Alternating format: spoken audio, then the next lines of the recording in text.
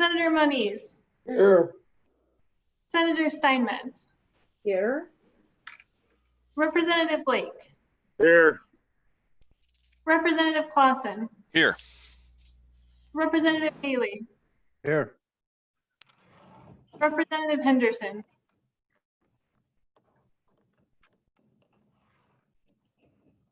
Representative Henderson, Here. Here. Representative Larson, Here. Representative Simpson, Here. Representative Tass, Here. Representative Winter, Here. Co-Chairman Boner, Here. and Co-Chairman Hunt. Yep. Thank you, Mr. Chairman. Everyone is present. Alrighty, thank you, Kayla. Okay, committee, we'll go ahead and get started. I just want to give out a reminder that we are now streaming live on YouTube, so just keep that in mind throughout the day. And once again, always remember to mute your mics when you're not speaking, and if you need to step out of the room, try and remember to turn off your video as well.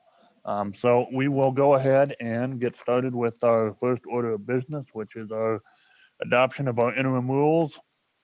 Are there any questions or concerns or comments on our interim rules? Or do I hear a motion to move them? Yes. Make a motion to accept the rules as presented. Okay, that just a second. I saw that Senator Boner had his hand up. Go ahead. Oh, thank you, Mr. Chairman. I think I saw Senator Koss seconded. If I understood his little peace sign there, it's actually a second. So so with that, I just move to amend to technically the rules say a chairman and a vice chairman. What we need is a co-chairman. So I make that if we're going off I understand the motion correctly, and we're just adopting the rules in Appendix 2 from our committee materials, and we need to make that technical change from chairman to and vice chairman to co-chairman. Otherwise, I suggest we keep the rules the same. Of course, this would mean that that it simply require a majority of the committee, not both chambers, to sponsor legislation. I believe that's appropriate going into a general session, especially considering we know that the members of this committee will change. So we don't need to have the majority of both houses in this interim. And so I'd simply move to amend to just make that technical change with the chairman. Okay, that amendment has been moved. Is there a second on that? I think I see Representative Blake with his hand up. All those in favor of amending the rules, please raise your hand. Wait, go ahead. So before you vote on that, I just need to let you know that according to Joint Rule 17, the committee is only required to adopt rules for the full interim at the first meeting after the general session. So at the June meeting last year, the committee actually already adopted interim rules. So my apologies, adoption was a misnomer. It should be more of a review of what already has been adopted by the committee. And the committee in the June meeting did adopt to have co-chairman instead of chairman and vice chairman. However, the committee did also adopt an amendment to the sample rules to require a majority of both houses to pass legislation for sponsorship. The joint rules don't appear to consider whether if the committee wanted to have different rules for one interim, for each interim within the biennium. So I think the committee really is already set with the rules adopted from the last interim. Okay, thank you, Senator Boner. Yeah, Mr. Chairman, I think it is appropriate to change the rules given the fact that this is a very different interim than the previous one. Somebody needs to mute themselves because I'm getting some feedback. But So frankly, we've been on committee. I've been on committees where we've changed it before. I think it's entirely appropriate to change the rules. All we need is a simple majority of these elected members, because there's not the practical considerations we had last interim when we knew that this committee was going to be the same. There's no reason to move forward with a committee bill if we knew that it wasn't going to get through the process. So appreciate that this isn't necessary from a technical standpoint, but I do believe that it's prudent. I guess I would agree with those sentiments, Senator. Yes, Senator Steinmetz. Thank you, Mr. Chairman. I would agree too, and I would also just say technically we have a motion on the floor procedurally that we need to deal with regardless of what we've done in the past. We've already moved this unless someone is withdrawing, and so I think we need to proceed forward. Yes, Representative Blake. I will withdraw my original motion.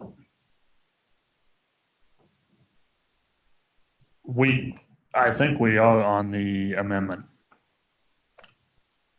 But if somebody would like to withdraw that amendment, and then we'll withdraw the motion.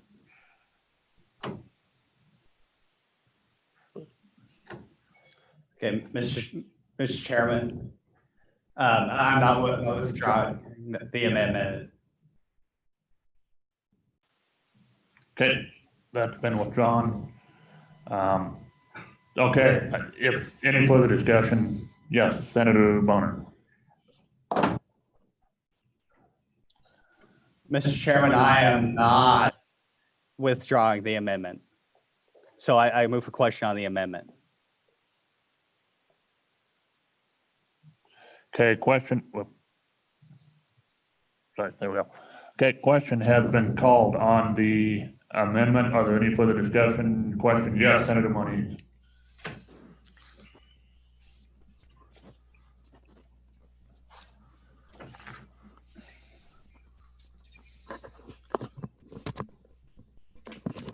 I'm voting for it. Let's get on with it. Okay, all right. If there's no further discussion, all those in favor, please raise your hand. Those opposed? Okay, that motion carries. Amendment or rules have been adopted. Okay, we'll get into the swing of things here. We'll move on to our next first topic of the 2020 interim, which will be the irrigation infrastructure and the issues surrounding it. And so unless the committee has any comments, I think we'll just jump right into our presentation by Director Brandon Gebhardt of the Water Development Office, and also Greg Lanning, our state engineer. So, Mr. Gebhardt, if you are there and set up, I can see you guys on the screen. Take it away if you're ready to roll. Okay, thank you. Good morning, Mr. Chairman, members of the committee. Great to see you all this morning. I am joined by State Engineer Lanning, Brian Clerkin, Barry Lawrence, Jody Pring, and Jason Mead will also be joining us. I guess to start off, thank you for bringing us into this. I think it's I know it's a very hot topic, and it's a very important topic as well.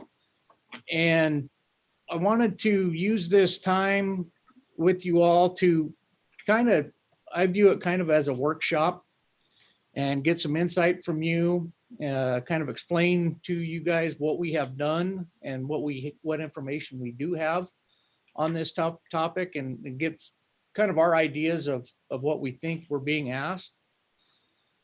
And I have prepared some information for you, and I'll kind of go through a couple of 4 steps or 4 presentations of material that you should have on your e-notebook. So we'll kind of step through that. But if it's okay, the first one I would talk about, I provided you guys a little written document that kind of describes the water development program.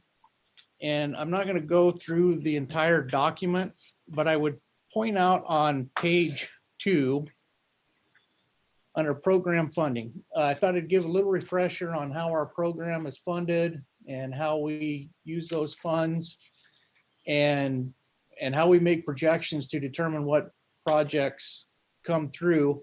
And then that kind of parlays into the topic of aging infrastructure. So the first note I would like to make on page 2 of, it's under tab 3-01 on your e-notebook. The program funding. So we right now have, we manage 3 water development accounts. And each of these accounts are created and handled separately, depending on the types of projects that we get.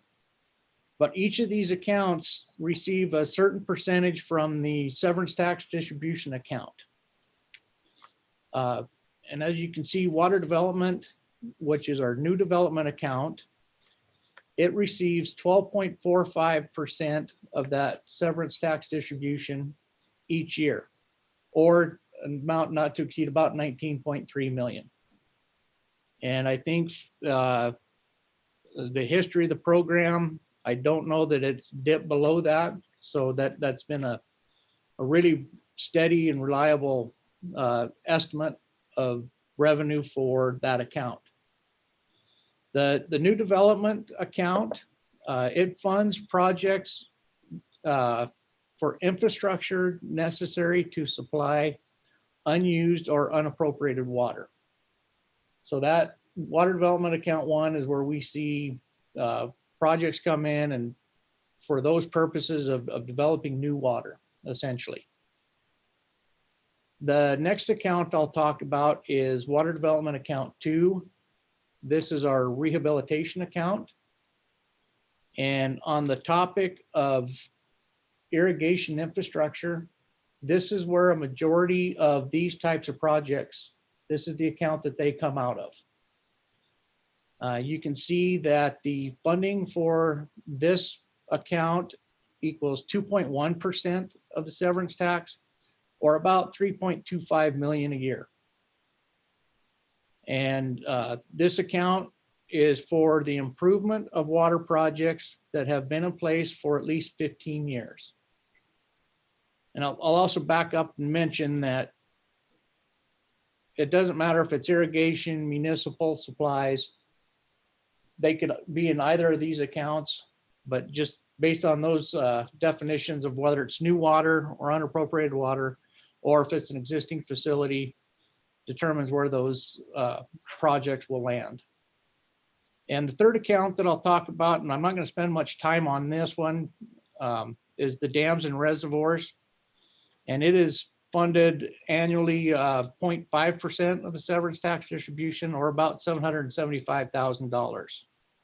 And this was established in 2005, and this is really to develop dams and reservoirs in our state. So kind of moving on, I will, 2 pages further down in your e-notebook, I'll kind of go through how we determine how much money we're going to have for projects. And so I'm looking at water development account 1, preliminary fiscal projections as of 10/1/2019. Just a second, we have a question from Senator Boner. Go ahead. Oh, absolutely. Thank you, Mr. Chairman. Just wondering if you get a little bit more detail as to, I saw the statutory reference for the percentages for those development accounts. I didn't see statutory language for a cap placed on how much is going to go to those accounts in any given year. So if we could get a little bit more background as to where that cap comes from, and also just a little bit more discussion as to how we determined that is going to be 12% for account 1, 2 for 2.5% for 3. What's that based off of, and has in your mind, are those accurate percentages? Yeah, Mr. Chairman, Senator Boner, this is developed statutorily, and the 12.45 was determined years ago. And the cap is a calculation, really what this, the cap is based on a minimum of $155 million in the severance tax account. And so that 12.45 is based on that $155 million. So as long as the account receives more than 155 million in a year, we only get up to that 155 million. If that account drops below 155, then we still get the 12.45. At least that's the way I understand the statutes to read. And so those were defined by legislature years ago, the percentages were. Yes, Senator Steinmetz. Thank you, Mr. Chairman. I have a question a little bit along those lines as well.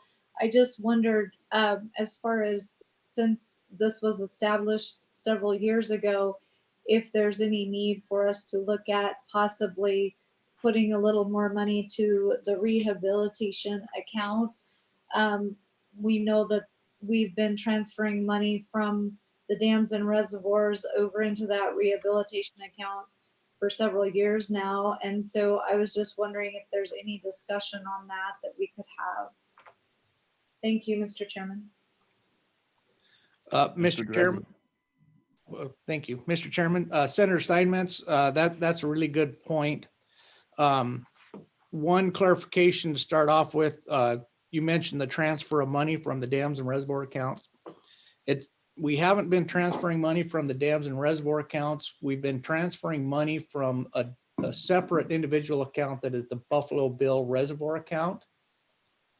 So we have been supplementing that from that account. The rehab account, and you'll see in some of our projections, it's getting tapped hard, and funding for rehab is an issue. It's a concern of ours.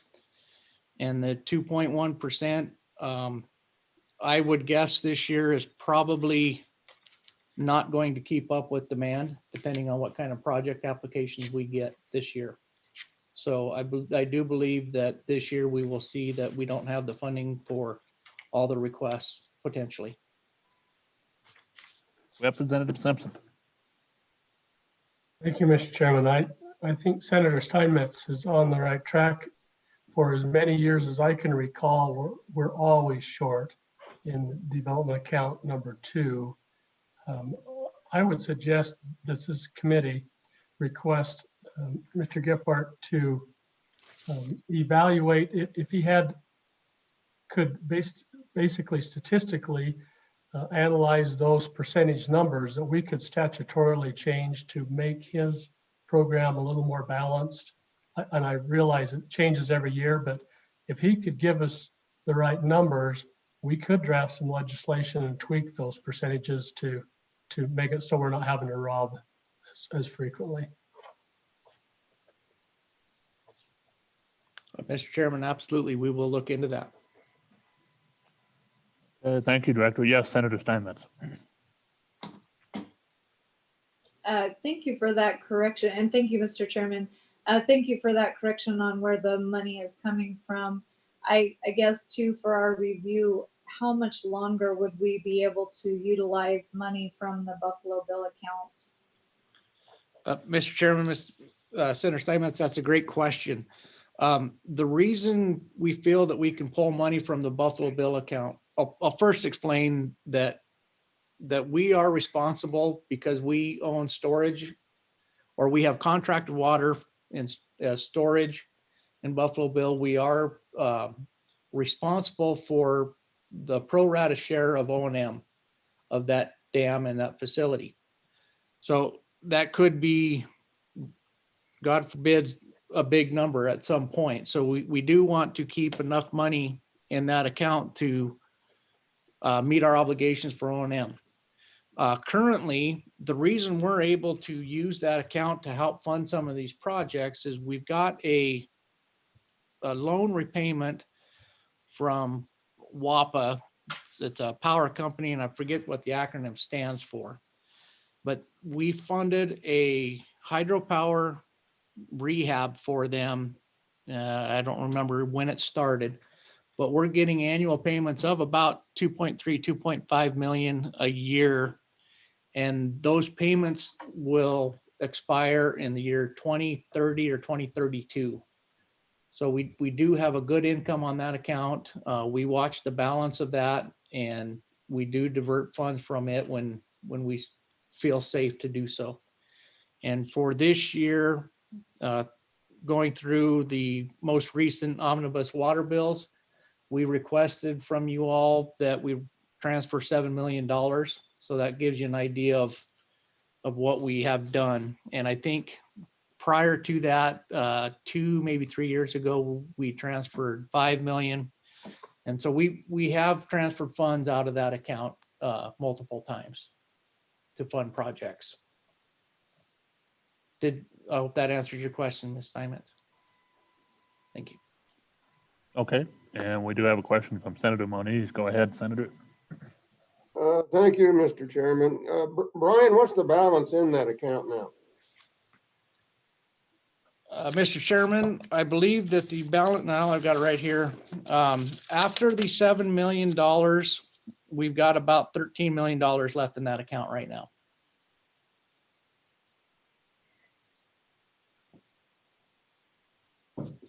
Any further questions, committee, before Director Gebhardt moves on? Okay, go ahead, Brandon. Thank you, Mr. Chairman. So carrying on with the same topic, Water Development Account 1, the preliminary fiscal projections. As I mentioned, this is how we determine what projects this helps identify the projects that we would bring forward to ask for appropriations in an omnibus bill. We do a projection for each of the accounts every biennium. And I'm not going to go into great detail, but when we're looking at Water Development Account 1, we start with a cash balance at a known point in time. And then we make projections for revenues for the next, in this case, the next 3 fiscal years. And these revenue projections for the current year are based on, real numbers as what we have at that point, plus what we really think we're going to get. And then for the additional years, they're more of an assumption of what we're going to get from the severance tax distribution, which in the middle of the sheet, if you would look, that shows under the line item taxes, about 19.3 million. And that's that 12.45% from the distribution. We also estimate interest earnings and other loan repayment revenue that we get from that. So you will see that we estimate 3 years of revenues to kind of tell us where we're going to be at the end of the biennium. So if you go down, and I'll also point out that Water Development Account 1, that funds our agency budget, and there's a listing of some other non-project items that account funds as well. I won't go into great detail on that, but every year that account funds about $24 million between our agency budget and other non-project funds for each biennium. So about $12 million a year that don't go to projects. But down at the bottom, what we did going into the biennium budget year, we estimated that we had about $56 million for the biennium for projects. And this has been updated since that point. So we have included some additional reversions that we anticipate. And a reversion is a project that did not expend all of its money. And so we calculated that back into our pot of money. And then we subtracted out the projects that were appropriated in the 2020 omnibus water bills out of this account and came up with an estimated total remaining of about $28 million. I'd point out that this $28 million anticipates that the revenues that we estimated for 2021 and 22 stay the same. If those change, then our total remaining is going to go up or down depending on what those revenues, how those change.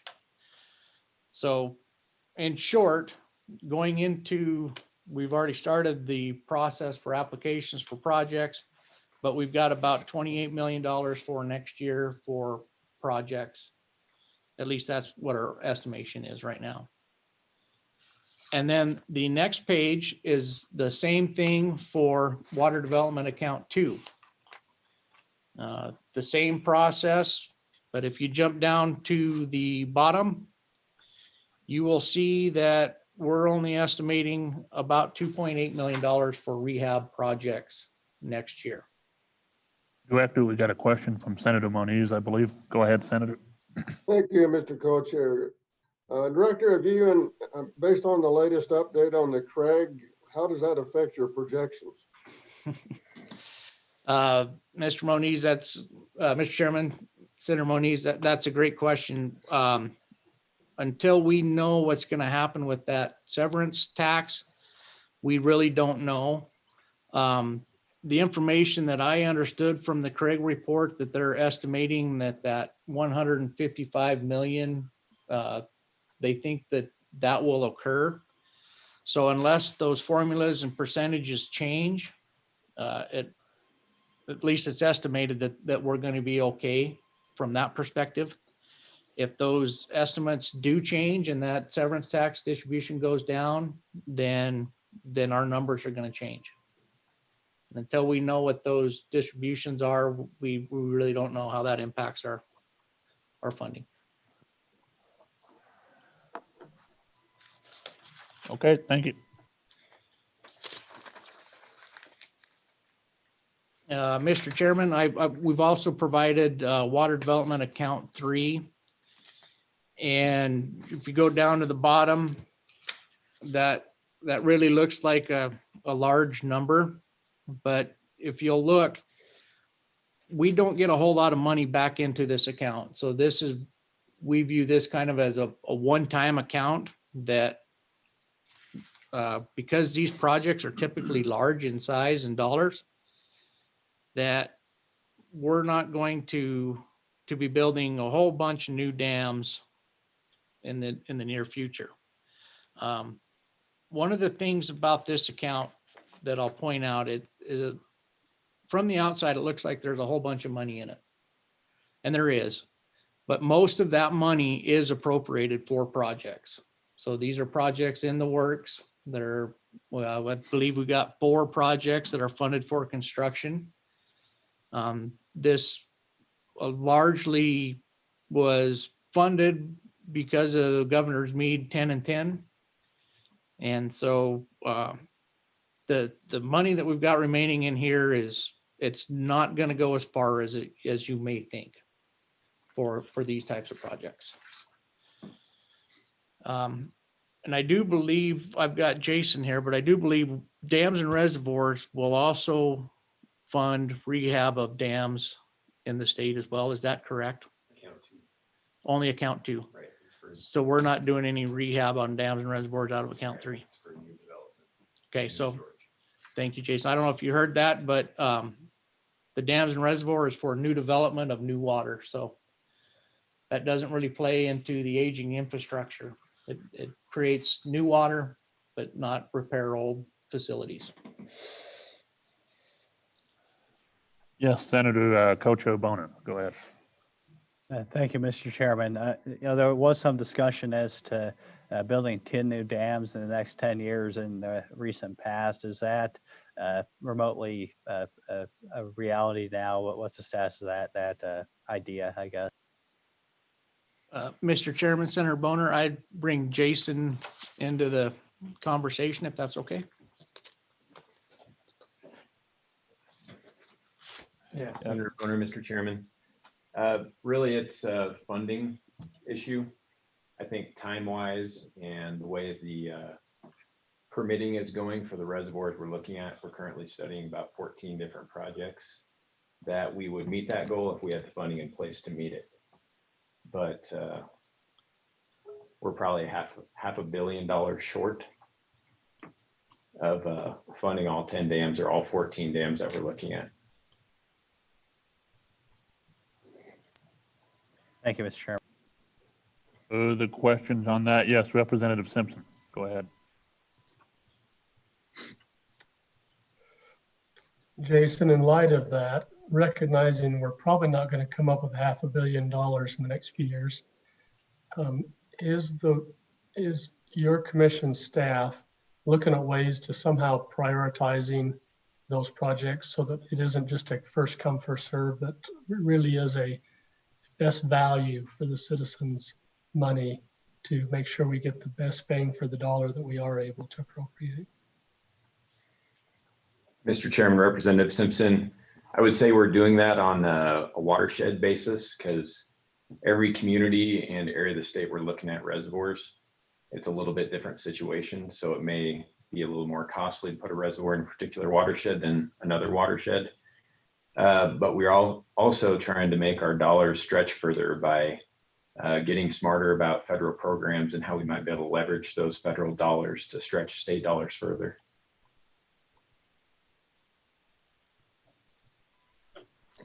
You have a follow-up, Representative? I do, thank you. Director Gephardt, I would encourage you to have a closer look at that. I think somehow we've got to put a priority listing together on these projects. We can't just allow them to be a first come, first serve. And I know it's really, really hard to do that, but I think we're going to have projects that 5 years now are going to come up that are very, very important to the state of Wyoming, but we've already spent our money on projects that are perhaps less valuable, serve less acreage and fewer number of citizens. Mr. Chairman, I would agree with that, with caveat of when we're looking at the feasibility of these projects, obviously you have to be able to permit them. And if we're always waiting for the next best project, I don't know that we'll ever get anything on the ground. You kind of, especially with considering the political environment we're in a somewhat of a friendly environment permitting wise, considering Trump administration. If that changes, things are going to get a lot more difficult in the future. So as we're able to get these permits in place, we're trying to move them forward and get them on the ground before things change. So I would just add that to what you said, but I do think it's important to prioritize and put the best projects on the ground that we have in front of us currently.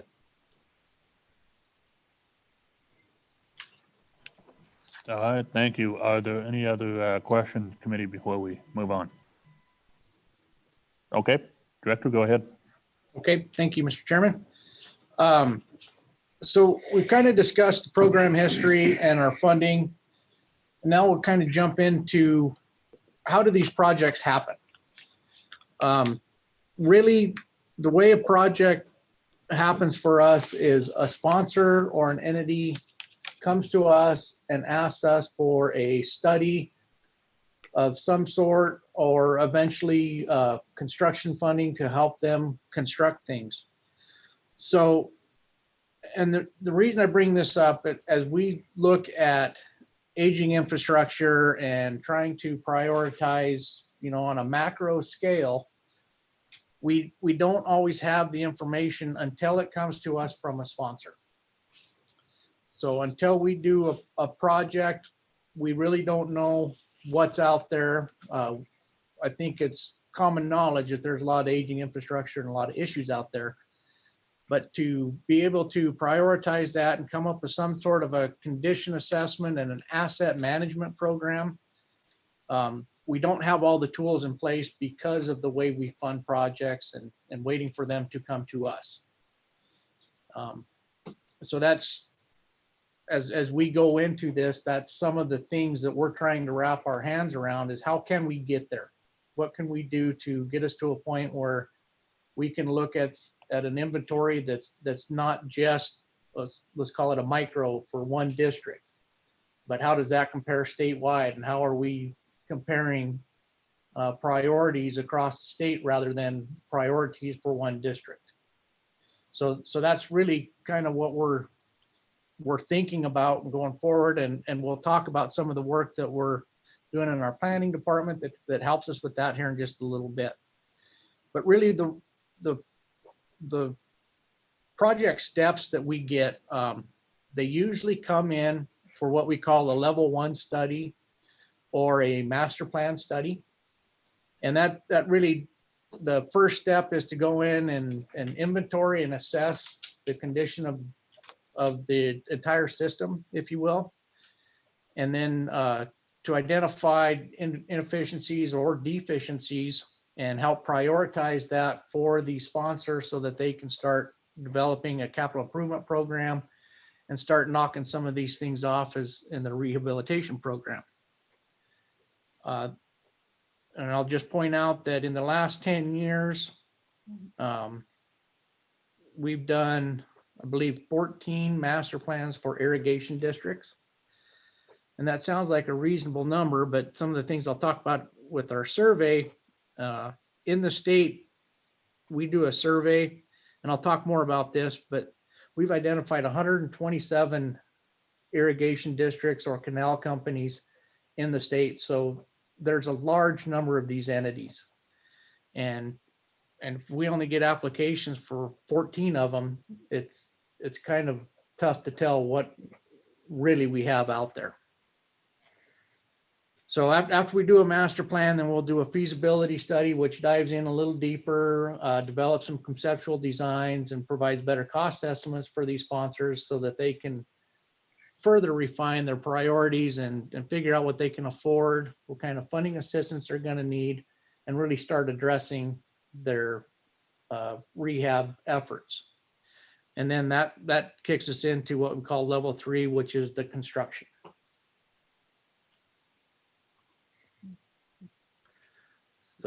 So I mentioned going back now to irrigation aging infrastructure, which is really the topic we're talking about, and trying to identify some of the information that we do have and how it pertains to the data that we have so that we can start addressing some of these questions and start prioritizing.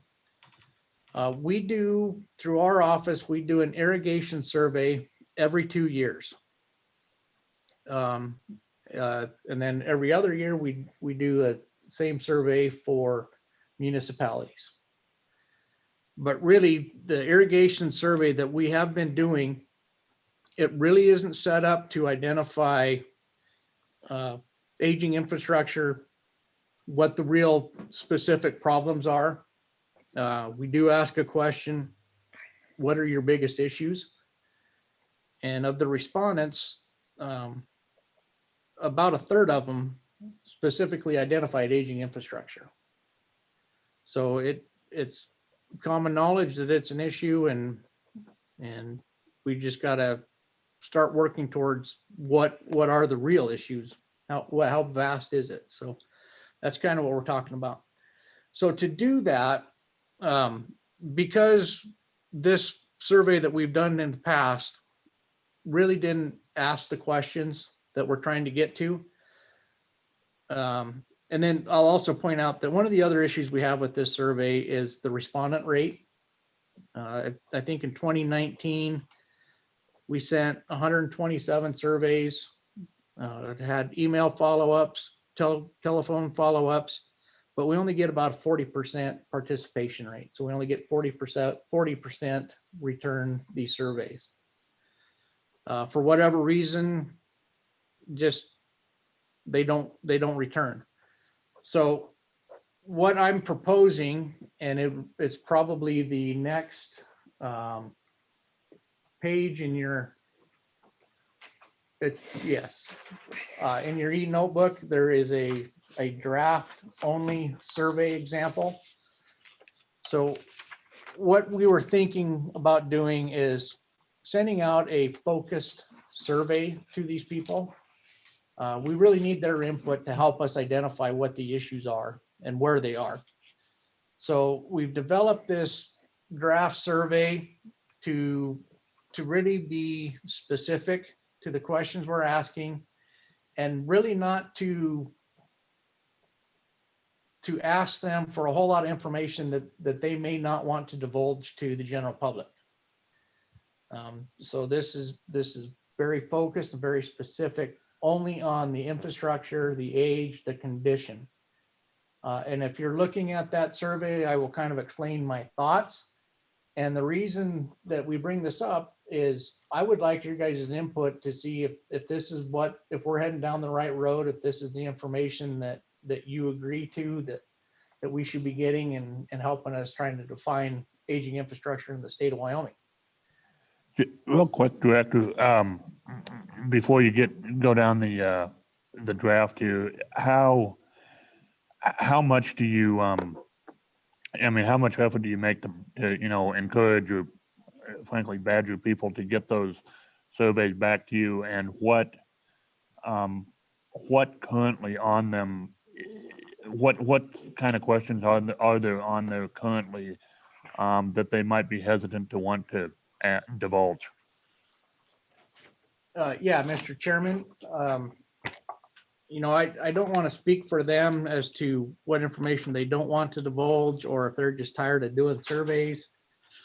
But some of the questions that we do ask, and I've got the actual survey in front of me. It's also on the Water Resource Data Systems website. But there's several blocks of information that we get. The first piece of information is, what are their water sources? Are they surface waters, or are they groundwater, reservoirs? Just trying to get the water source and the amount of water that they're using. So that we do that for surface water and for groundwater. We also ask how many acres are in the district, the type of irrigation they're doing, whether it's flood or sprinkler. We ask the crop types and other questions about the service area itself. And then we also ask them about their some financial assessment questions. And this may be one of the sticking points, I don't know. But we ask about what are their assessments, some of their debt services they have, what their budget is, kind of, are you, we're not asking are you assessing enough, but trying to get a feel for what statewide assessments are and how that relates to their budgets. And then the last two blocks are really kind of hitting on what we're trying to gather now, but that we're asking them their operational issues and their problems. And it's not a very standardized response a lot of times. So you kind of have to go in and look at the individual responses to determine what their issues are, whether it's inefficiencies where they got seepage losses. Is it aging infrastructure? We don't ask those questions specifically, but we have to rely on their responses to garner that information. So it's just a 2-page survey. It does get summarized in a report. That report is on the same website, and it's just a summary of the responses that we receive from the districts themselves. Does that help, Mr. Chairman? Absolutely. No, I appreciate the explanation on that. Thank you. Yes, Senator Boner. Thank you, Mr. Chairman. Just looking at the draft you have here, it looks like there's some blocks where you ask them to assess the condition of their facilities. Is there a standardized method for assessing the conditions, or is it just something, or will it vary greatly also among districts depending on the individual's perspective? Mr. Chairman, Senator Boner, that's a great question. And that's something that we've been trying to better define. And the approach that we're going to take on this kind of mimics and I'll let Greg talk about it here in a second, but kind of mimics the condition assessment that we use for dams and reservoirs through the Safety of Dams program. And we're trying to come up with the definitions that will help be universal across all districts to maybe put them all on the same scale as much as possible. Yes, Senator, or Representative Simpson, go ahead. Director, I really like your draft questionnaire here. It's very concise.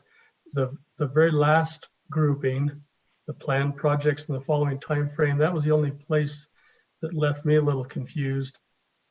You may want to quantify that a little better. I think based on your right-hand column, you're after dollar amounts, but reading into it, I wasn't sure if you were looking at like one project or the number 2, or if you were looking, do you need to elaborate on what type of a project? I think you're asking for a dollar amount, but I'm a little vague on that bottom end of the page there. Other than that, I think that everything else is really self-explanatory and will give us some valuable information. Thank you. Mr. Chairman, Representative Simpson, that is correct. Really what we're getting at on that last block is, so say 0 to 5 years, what are your 5 projects that you're looking at, and what is the value, or what's your estimate of cost for those 5 years? And we're really trying to come up with a total number at the end of what do they need to spend in the next 5 years? What are they planning on spending in the next 5 years? What are they planning on spending 6 to 10 years? And hopefully that helps us with what is the magnitude that we could be expecting for requests. Yes, follow-up. Go ahead, Representative. Well, thank you, Director. That's exactly what I figured, but it just doesn't say dollar amounts anywhere. Maybe just a little couple of words in parentheses might help them understand what you're asking for there. Thank you. Absolutely, Mr. Chairman, Representative Simpson, great point. And what another thing that we will have with this will be a narrative that goes with it, and really trying to tell them that the purpose of this survey, and trying to explain to them that it's to help them. It's not to divulge information to the general public, but really to help us get a better understanding of what the needs are from a financial impact. Okay, yes, Senator Steinmetz. Thank you, Mr. Chairman. And I too really like the direction of your worksheet. It's good work, guys, on that. My question is regarding associations. There are a lot of irrigation associations or water users across the state. And what have you guys visited about that? There's several that really don't want to become districts, and for various reasons. And so have you talked about that at all, and some of the infrastructure? Because we'll be getting into some of the Bureau of Reclamation information here, and thank you for having contact with them and presenting that for them.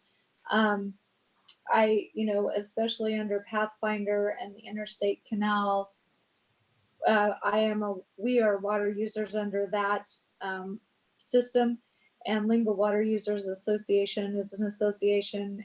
They do not want to become a district, but they have considerable infrastructure. And so have we talked about that at all, and what might the options be there?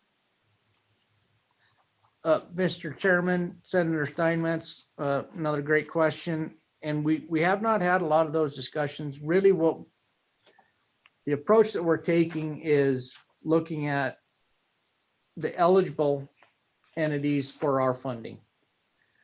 And if they're not an eligible entity to our funding, then it makes it a little more difficult for us to go out and track those down. However, if there are some of those larger ones that would be coming to us, forming districts, that we would certainly like to know that. And we'll have to do a little work on some of those that we know have significant infrastructure and maybe not be established to use our funding, but could be in the future. So that's a good point that we probably need to investigate a little further.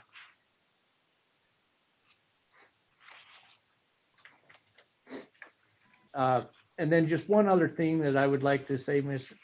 Is there another question? I apologize. Senator Dukas, do you have a question? Go ahead. Thank you, Mr. Chairman.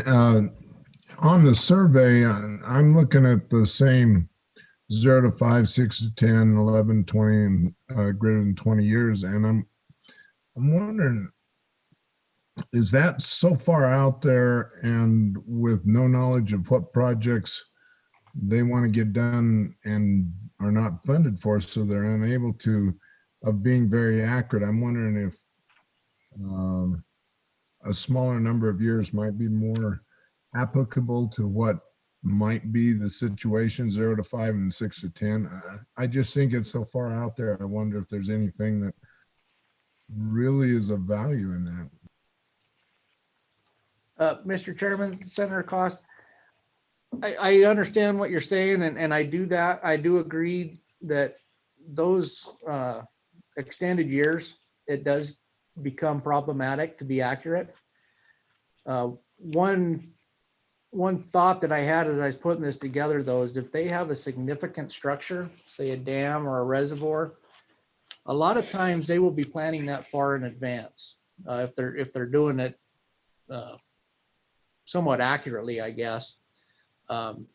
When you start looking at condition assessment, and I realized that irrigation districts really don't practice condition assessment per se by its definition. But that's the point that I'd like to try to push these people to is let's look in the future. And if there is a known project that, hey, my dam's reaching the end of its useful life in 15 years, we'll have a significant project, then that might be valuable. I understand that we're not going to get all the little detailed projects, but if there are some large projects out there, it'd be good information to have as well. Okay, Representative Larson.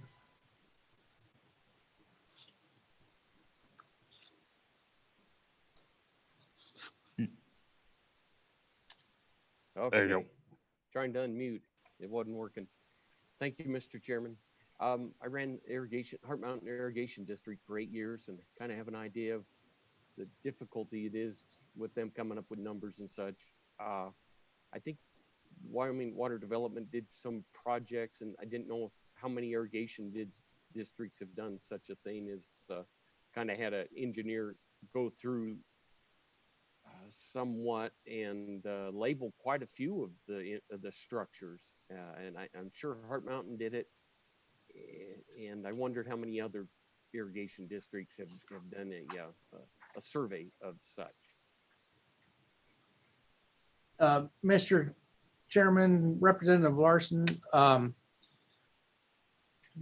through our program, we've done 14 irrigation master plan projects in the last 10 years, but we don't really have a record of what these people are doing on their own.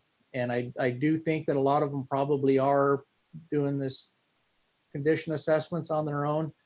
But through our program at this point, that's the information that we've got, is just these 14 districts.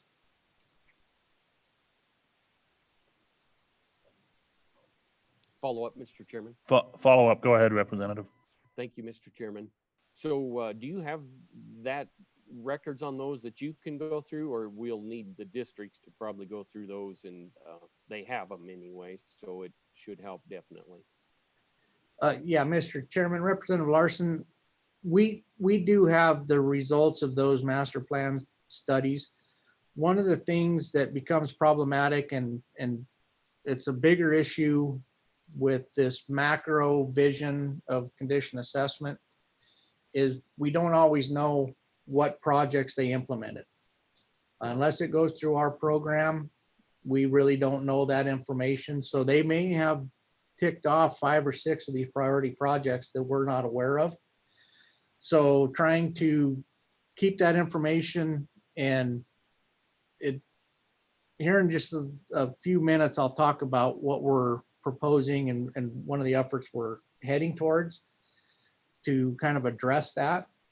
But that is a big concern is we're looking at a snapshot in time. And unless we have a way and participation from these entities to keep us updated, it becomes problematic to know what's ticked off and what's not.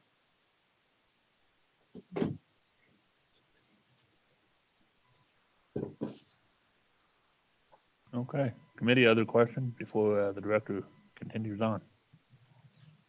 All righty, thank you. Go ahead, Brandon. All right, thank you, Mr. Chairman. So as I mentioned, I talked about some of the information that we do have, how we're going to get some new information. And if it's all right, I'll turn it over to Mr. Lanning to kind of talk about their involvement, at least in aging infrastructure through their dams and reservoir project and some of the information they have and really what they do. So Mr. Lanning, would you like to explain some of that? Well, thank you, Director Gebhardt. Mr. Chairman, I like some of these questions that are coming up. Just to answer a few that already have, what do we use for rating criteria? Some structures are numbered. I see those numbers on those structures. What does that mean? And how does that reference a management program? The number of years, is 20 years too much or not? And those kinds of issues all point towards what they call an infrastructure management system. And so when you hear terms like aging infrastructure, there's a lot of dynamics or a lot of different data points that go into a management system like that. And they'll address essentially each of those. For instance, you may set up a management program that is based on remaining life. And you go out, you do your assessment. What is supposedly a 100-year life? You might find in this graph then that you finally develop 20 years remaining, for instance. What do we do about that? How much money does it take to get it back up to a certain standard? And so you'll set an objective. And if you're on, like measuring these systems on a 0 to 100 or from A to F, you might have heard nationally there's discussion about water systems got a D- rating, for instance, nationally. And it was speaking a lot to municipal water and sewer systems. I don't know to the extent they put our irrigation systems into those numbers. And you say, well, that's unacceptable. I'd rather have a C+. How much money does it take to get to a C+? And so ultimately, I think that would be our goal in analyzing aging infrastructure, would be these types of management systems. And each one of these, depending on globally how much information you want to collect, could be difficult and take some time to get to that point. And so Brandon, Director Gebhardt and I have talked about, of course, keep it simple, so there might be 3 simple ratings right off the bat. In our dam safety program, there's only 3. It's either satisfactory, or it's poor, or it needs help, soon. And so that's a system that would keep it simple, and maybe we could communicate to that to individual owners of systems relatively easy. Outside of that, you almost have to have an expert go around, so it's the same numbers and the same type of inventory. It's consistent across all elements. That coupled with, only a 40% return on these surveys, Director Gebhardt and I are discussing, what are we going to do and what do we mean by aging infrastructure? How much time do you want to take to get to this point? These are some of the things that are going into that. And I'm speaking from some history related to having done programs like this. And so I think I can really help us get to those end results that we're all looking for, or at least I think we're looking for. In the Safety of Dams program, as Director Gebhardt put it, we already have a pretty good example of how we go out and we rate those. And I want to grab my numbers, which I seem to have. We have a program that rates, to qualify for the Safety of Dams program, it has to be a dam greater than 20 feet or impound more than 50 acre feet. So there'll be a criteria involved as to when to start and which dams to look at. In this case, that's the only criteria, so it doesn't matter if it's a federal dam or if it's privately owned. We look to have an inventory on each of those, and we look to get out and inspect each of those. By statute, at a minimum every 10 years. But we know that the more critical dams we get to at least every 5 years, and some of them every 3 years if they're more critical. They rate anywhere from a high hazard dam, which may include if that dam failed, it would be both life at stake as well as property. We have significant hazard dams that are just property only. And then we have low hazard dams. Total, that's 1,523 of those dams that we look at and have on our inventory. That rolls up, by the way, into a national inventory. Nationally, there's over 90,000 of these. And it seems like every few years you hear about a near crisis or a crisis related to a dam failure. Oroville being one in California, for instance, that was required the evacuation of 200,000 residents because they thought that dam would fail. So when we go out to look at dams, you look at cracking, you look at riprap and protection for that dam. You do an analysis of flooding. You look at also downstream in the event it did fail, what does the inundation look like and what property might it affect? We have some great help from FEMA. As a matter of fact, every year we qualify and we have to apply for, but about $120,000 we get to help with these programs and the education related to safety of dams. And as a result of that, at the federal level, then we have a pretty good idea on what we do in that world of dams greater than 20 feet, impounding more than 50 acre feet. In another program, and also included in the legislation, if you were to go to certain sections of our statutes, it also includes language related to diversion structures and diversion systems. And so that's systems greater than 50 CFS. So diversion systems divert more than 50 CFS, but it doesn't have all the requirements behind it. It doesn't have a minimum inspection of every 10 years like our Safety of Dams program, nor is there necessarily a funding source. There's a reference to anyone can ask the state engineer's office to go out and take a look at a diversion structure.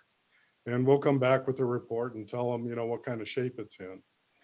But also in terms of those same diversion systems, they call it, we have hydrographer commissioners out there, on at least a weekly basis, looking at most all of these, especially the larger ones.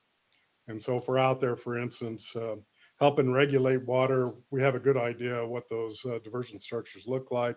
And we usually work with the owner in the event they need to be repaired or shored up. We have a list currently of about 256 of those diversion systems.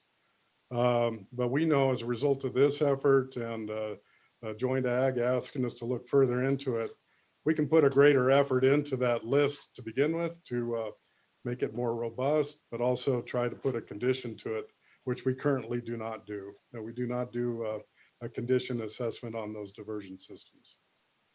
So that's kind of a brief overview of the two main systems that we look at, safety of dams, and then a list that needs some work on it related to diversion structures greater than 50 CFS. All righty, thank you. Any questions? Yes, Senator Bonner, go ahead.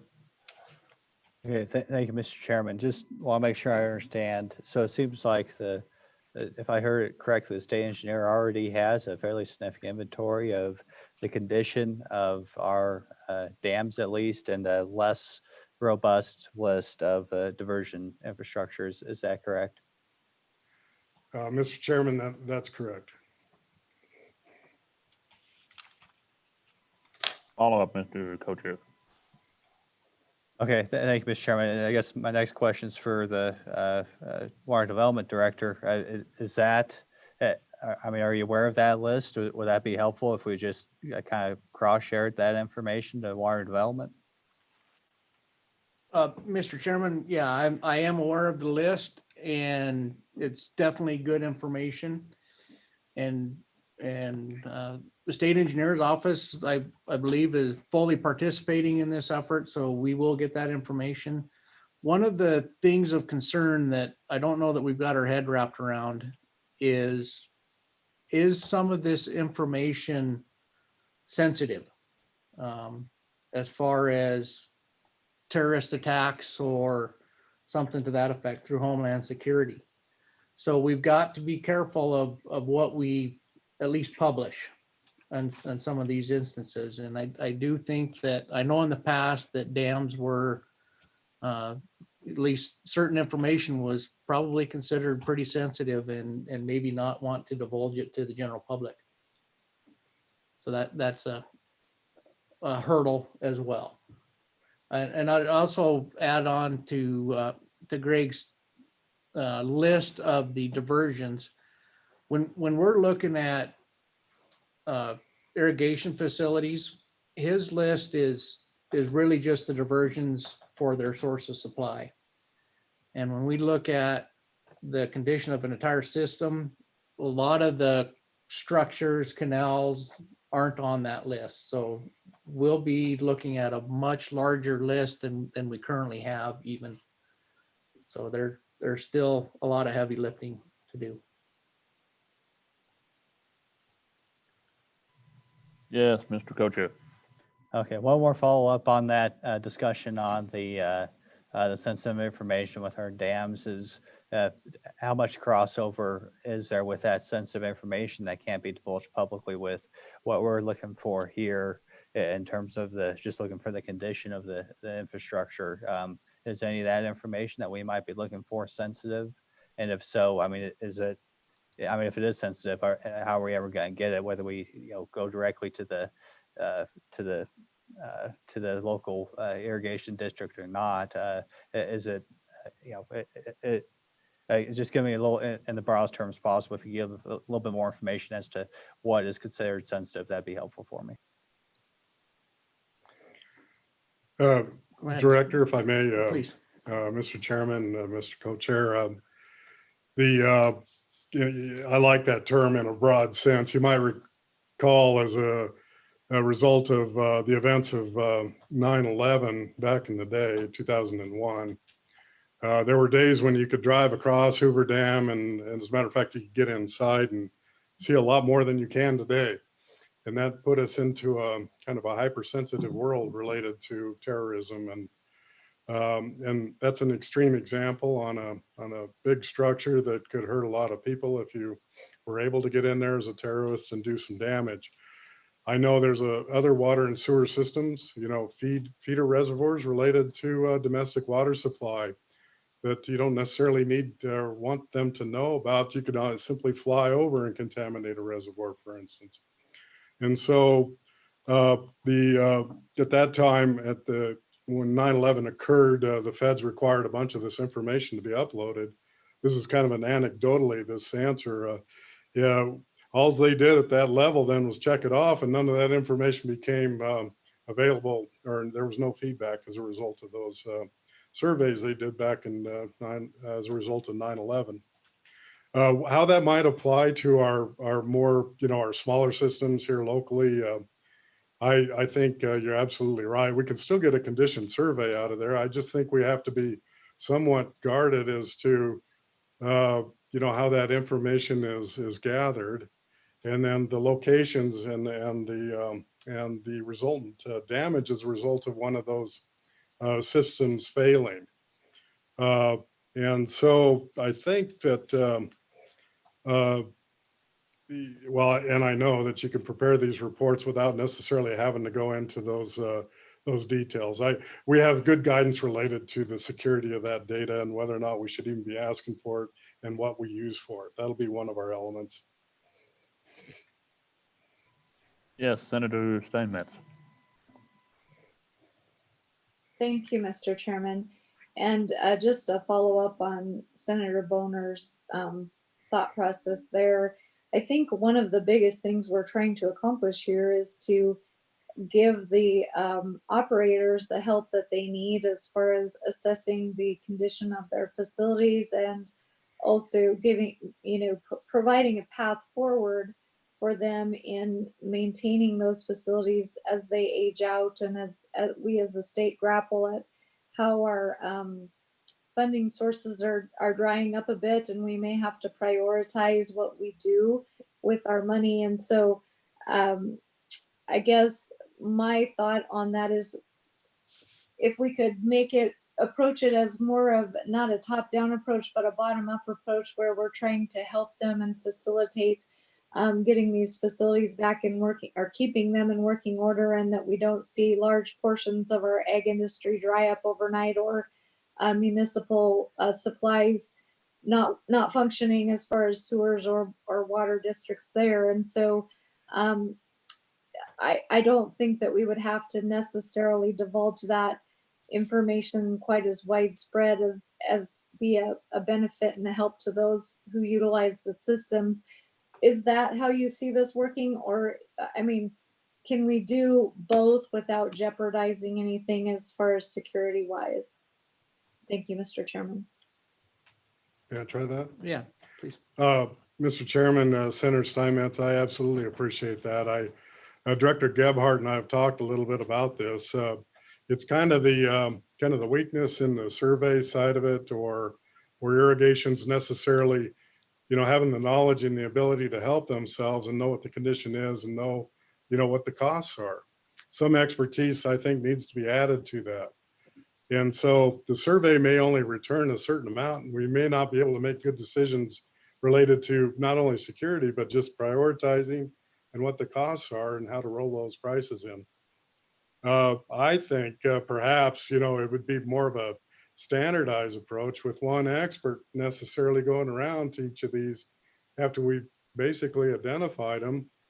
That expert then could kind of keep those secure items to themselves, and then report out those items that can really help these irrigation districts get the job done.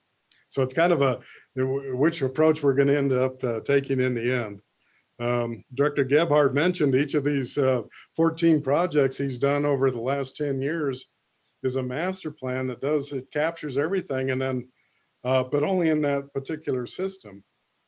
He's also mentioned this more global approach to try and capture all of these that now qualify. And it's kind of a whole different look at how we go about finding this information. Mr. Chairman, if I may add on to Senator Steinmetz's question, the bottom-up approach that you mentioned, we do go out and in our projects, we do go out and assess the conditions of them. They may not make the final published report, but we do assist the sponsors in helping identify issues with their structures and their facilities even today. So it's not that we're not doing it, it's just what we can disseminate to the public.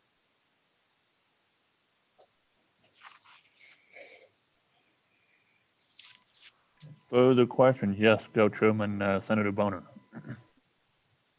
Okay, one more follow-up on this. I guess I'm coming at this from the perspective of somebody who had a compartment of top secret clearance in the Air Force for 7 years. Is any of this information classified? I mean, actually classified, or is it just something we don't want to divulge, something that could be maybe taken care of in our state laws under our open meetings, or it could be Open Meetings Act, or something we could address in executive session? Is there an actual classification associated with this information? Thank you, Mr. Chairman, Mr. Co-Chair. I don't believe any of it's in that category related to the Safety of Dams program. And Mr. Chairman, I just add on to that. We just got to be cautious of sensitive information, but I do feel that we will get a lot of the information that we need to make these, and I do believe that that it'll be general and it'll be public, but as far as looking at condition assessment, and as long as we don't get into the specifics of what the issues are and just look at the larger scale that, yeah, there's a facility that needs certain amount of dollars to do it, we can make decisions based on that without having to get into what the specific issue is with that facility. And if it is a sensitive structure, we may not even have to divulge what the structure is, but just say it's going to take this amount of money for a project in, say, Carbon County. So I think we'll get some good information still. Okay, I think I saw Senator Steinmetz had a question. Okay. All right, committee, any further questions, discussion? Okay, carry on, gentlemen. Okay, thank you, Mr. Chairman. One other, I guess, effort that we have already started, and it started before I even started with the commission, but it plays into this whole getting our hand wrapped around aging infrastructure. And Jody Pring and her group has started an effort to kind of, I guess, standardize the information that we get and that we do have, and to compile it all together so that we can start comparing these micro communities into a macro scale. And it's started through her GIS. And I think based on some of the discussions that I've had since I've been here and some of the discussions that we're having with you today are probably going to help guide that program.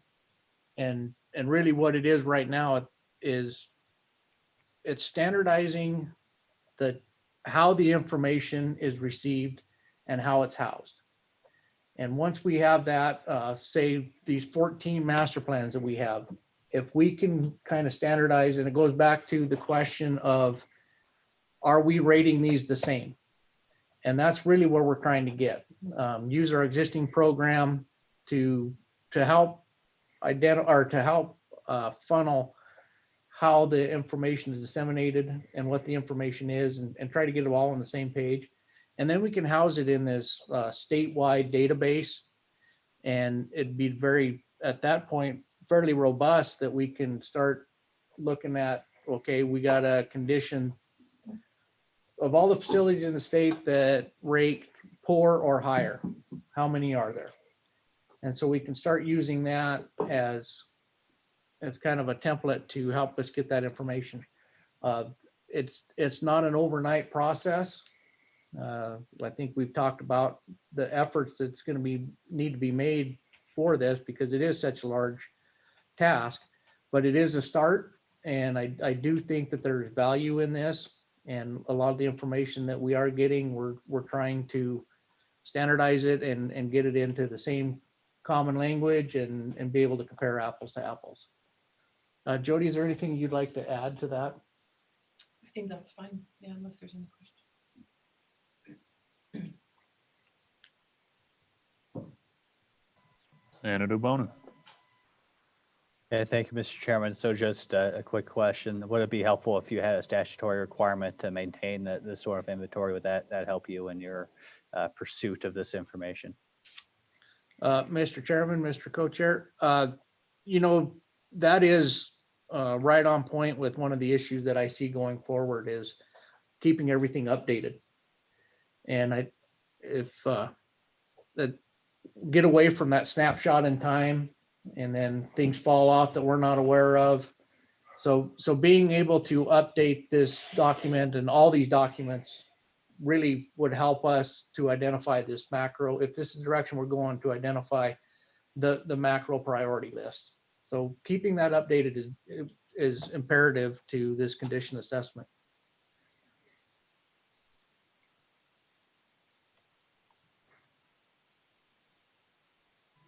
Okay, committee, are there any further questions on that before we move on? Okay, carry on. All right. So, Mr. Chairman, I believe that gets us to the point of the information that we have, what we're looking at.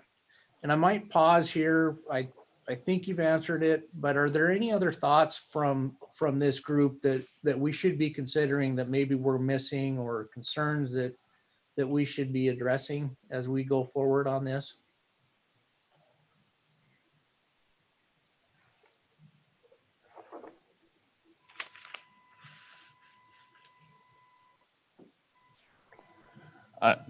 I can't think of anything off the top of my head. Committee, is there anything that anybody would like to throw in there? Just sing right out.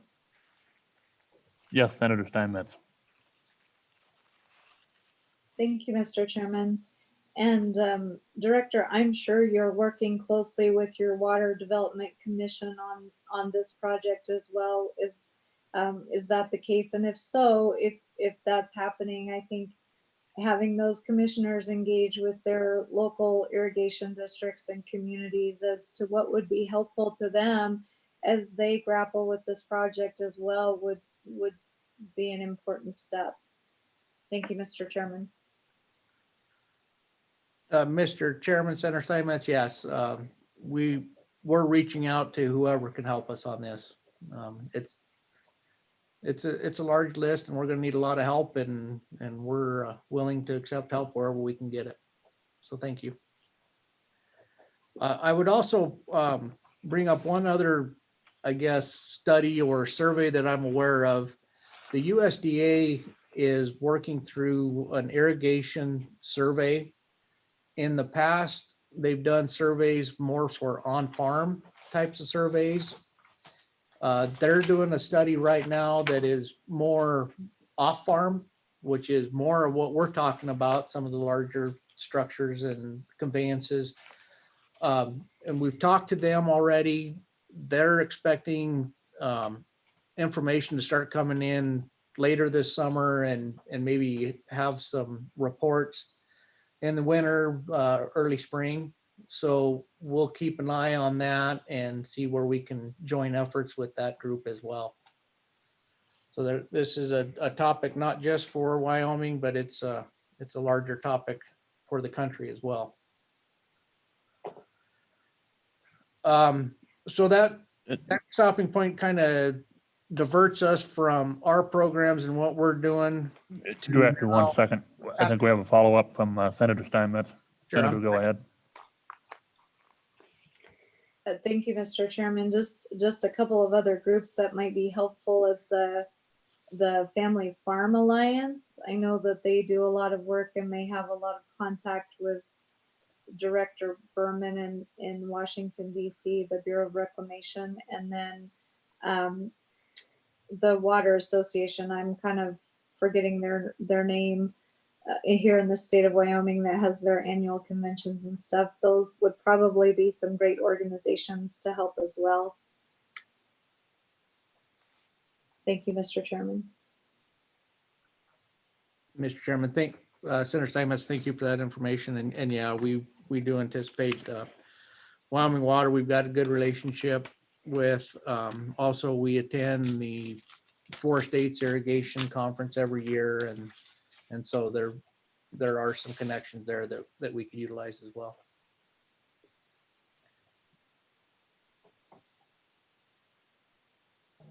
Okay, that appreciate that comment. So, all right, go ahead, Director.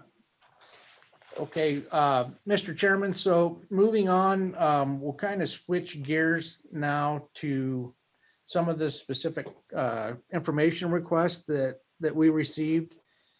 And as you know, the Bureau was asked to testify, and I believe you received a letter that declined to testify in this meeting. But Greg and I and other members here with me have had several meetings with specifically the Wyoming Area Office of the Bureau of Reclamation. And we attempted to, based on those conversations, we attempted to address the questions and the information requests that we did receive.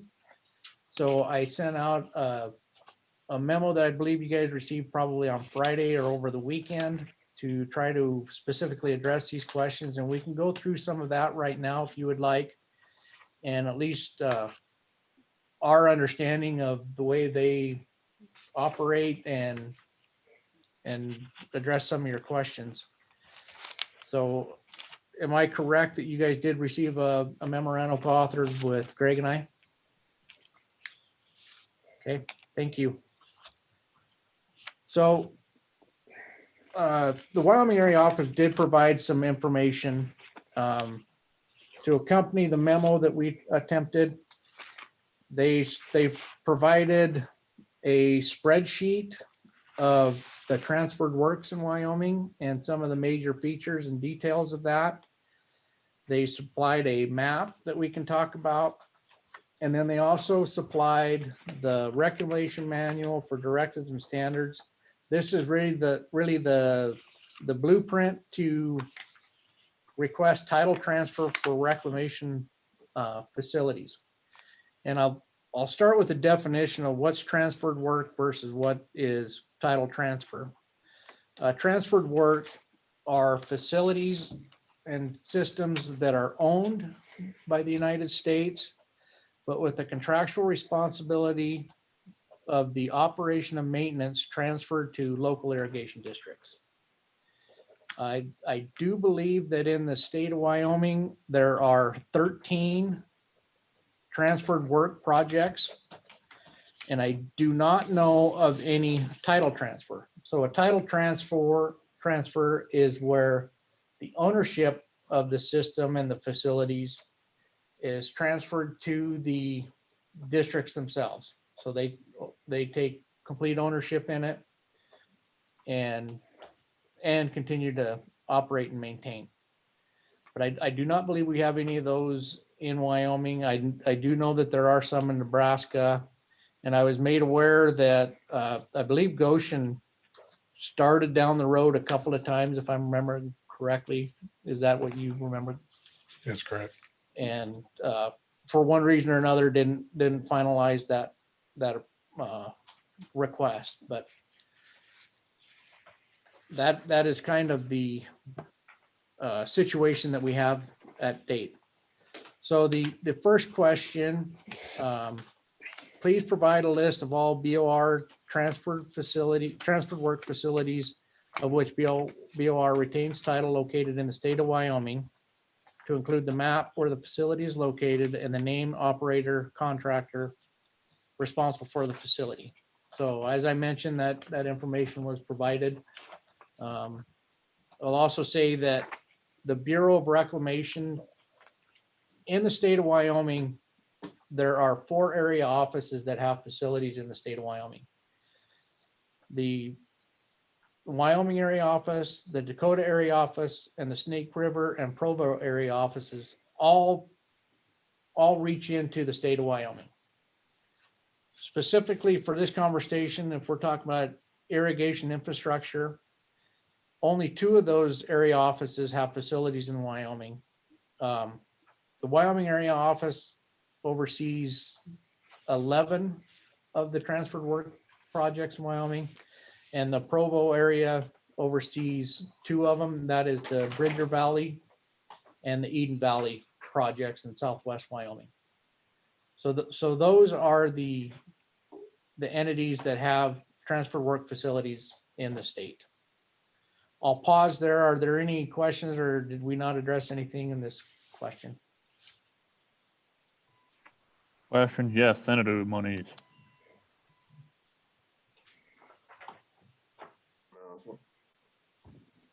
Thank you, Mr. Chairman. Brandon, how many facilities or irrigation districts have similar contracts with BLM that Senator Steinmetz irrigation district had with their disaster there? Are we looking at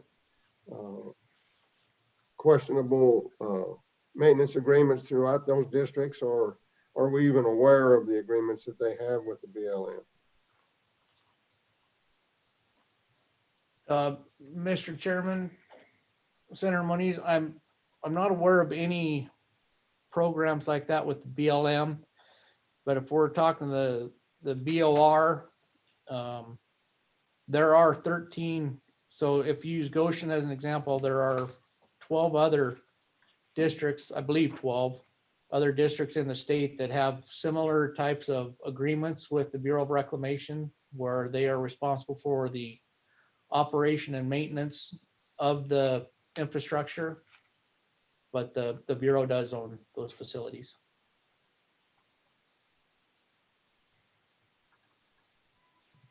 Okay, further questions? Yes, Mr. Kocher. Thank you, Mr. Chairman. And maybe this is a question for some of our irrigation districts later on, but what's the benefit of doing all the work to operate and maintain an irrigation system, but not own the title? What's the thought process there? What's the advantage to that local irrigation district? Mr. Chairman, Mr. Co-Chair, I might have Greg help in. We did have some discussions pertaining to this. And I believe in response to question number 4, we kind of touch on some of that. Some of the benefits of districts who do not own title, but are responsible for the operation and maintenance, they do get to participate in the reclamation's inspections, which gives them some engineering support to assess and define some corrective actions. The other thing that it does, and it's a big thing, and it ended up being the case in Goshen, but it opens up some doors for potential funding. And I know that Goshen qualified for what is called Public Law 3 funding. I don't know all the parameters of that, but I believe it was a loan to help them address the emergency. And so that is one of the benefits that these facilities have, is just getting a foot in the door for potential funding. It was also pointed out that the Bureau of Reclamation does not have a pot of money to help what they call extraordinary maintenance or emergency type situations, but it does allow them to investigate potential funding for that. Another program that it opens them up for is called Water Smart, which is a grant loan program that only facilities owned by the Bureau can qualify for. So that is another funding potential for those facilities.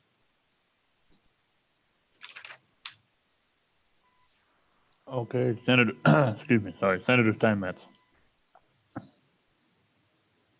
Mr. Chairman, if I could help answer that question, I'd appreciate that latitude. So there are a few things that it does help you with. I think in large part, one of the reasons that irrigation districts did not transfer title was because they felt that there would be some liability shared with the Bureau of Reclamation. However, that did not seem to be the case in our situation here. And in fact, it has proven to be more costly to be under the federal title, because we have been exposed to NEPA analysis. We've been exposed to historic preservation things because of the Oregon Trail crossing the canal tunnel across the top.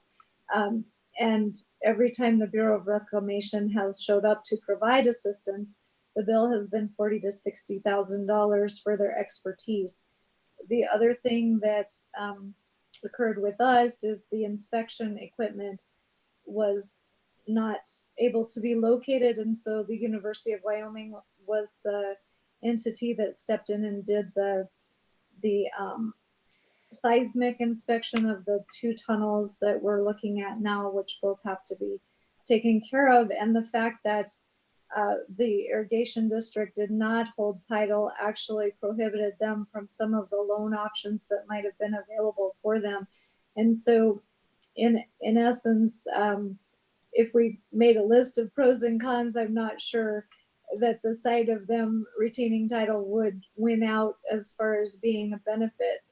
So just keeping that in mind with our experience of that. Also, just to comment for the record, I really appreciate our state agencies stepping up and providing this information and going through it on behalf of the Bureau of Reclamation. But in many instances, we have seen a lack of responsiveness on their part unless we are paying them. So just to put that on the record for all of you today. Thank you. Alrighty, thank you, Senator. Are there any other questions, committee? Yes, Mr. Co-Chair. Yeah, I guess I'll keep on going. This is a good list of facilities which we have transferred in some form or fashion, if not officially, then it's sort of in reality. I was wondering if there was also maybe a list we could put together for our next meeting, and if there's any insight right now from our state agencies, it'd be good to have a brief overview right now. But I was wondering if is there any facilities, and to what extent are there Bureau of Reclamation facilities that are still operated and maintained by the federal government? Are there other facilities throughout the state that they own and they actually take care of? They haven't kind of passed the buck on to the state. Mr. Chairman, Mr. Co-Chair, I am unaware of any of these irrigation district types of projects. As we all know, many of the Bureau dams and reservoirs are still owned, operated, and maintained by the Bureau. But as far as the individual irrigation districts, I am not aware of any. That doesn't mean they don't exist, but I'm not aware of any.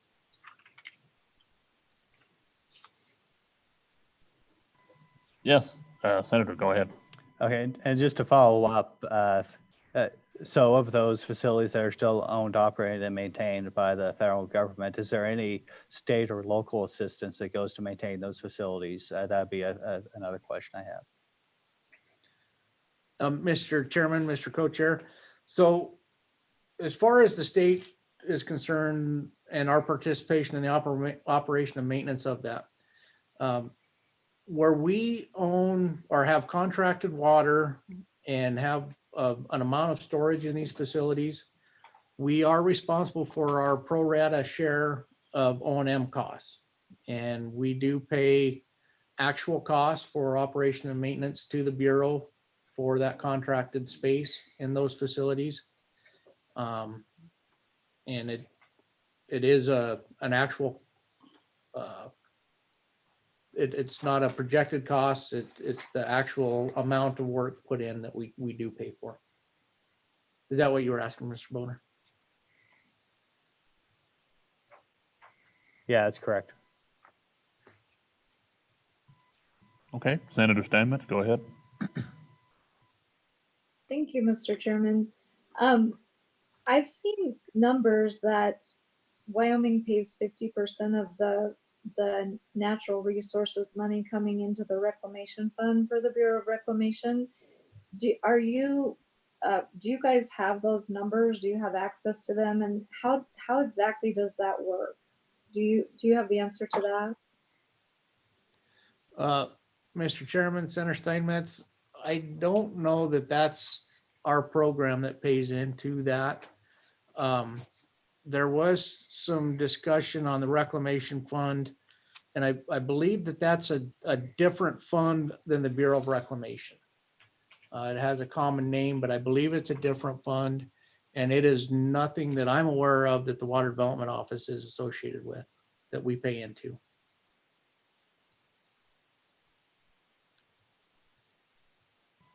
Okay, committee, any further questions? Yes, Representative Larson, go ahead. Mr. Chairman, thank you. I know up here on Buffalo Bill Reservoir, the irrigation districts, there's 4 of them that pay O&M on the dam, taking logs out or cutting trees on the edges and all that, and it adds up quite a bit.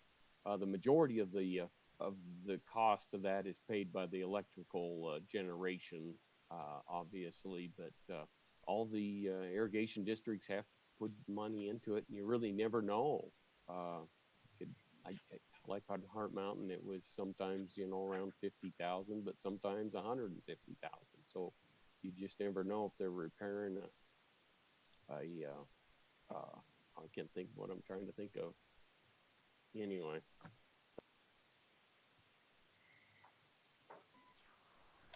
All right, questions, committee, further questions, comments? I guess real briefly, while we're putting things on the record concerning the Bureau of Reclamation, our staff and received a letter that was forwarded to us as co-chairs, myself and Senator Boner from the Bureau of Reclamation, that was totally unhelpful and not even really necessary, that their rep in Casper could not attend, and that was being as an order directed handed down by the higher ups. But anyway, since we're putting things on record, just thought I'd say that too. So anyway, yes, Senator Boner, go ahead. Thank you, Mr. Chairman. I appreciate you mentioning that. That's very important to point out. And I just want to emphasize again for the record that the letter we received was incredibly dismissive. It came off as arrogant. There's no reason given for them not showing up. It just says we're not going to show up. I find that to be totally unacceptable considering the incredible amount of funding that goes to the Bureau of Rec from our federal mineral, from our FMRs at 52% that leaves the state. We never see come back. A significant portion that does go to the Bureau of Reclamation. So that's hundreds of millions of dollars of taxpayer dollars that gets taken out of the state that goes primarily to the Bureau of Rec. And they could probably have at least written another sentence or two on their letter telling us why they didn't want to be here today.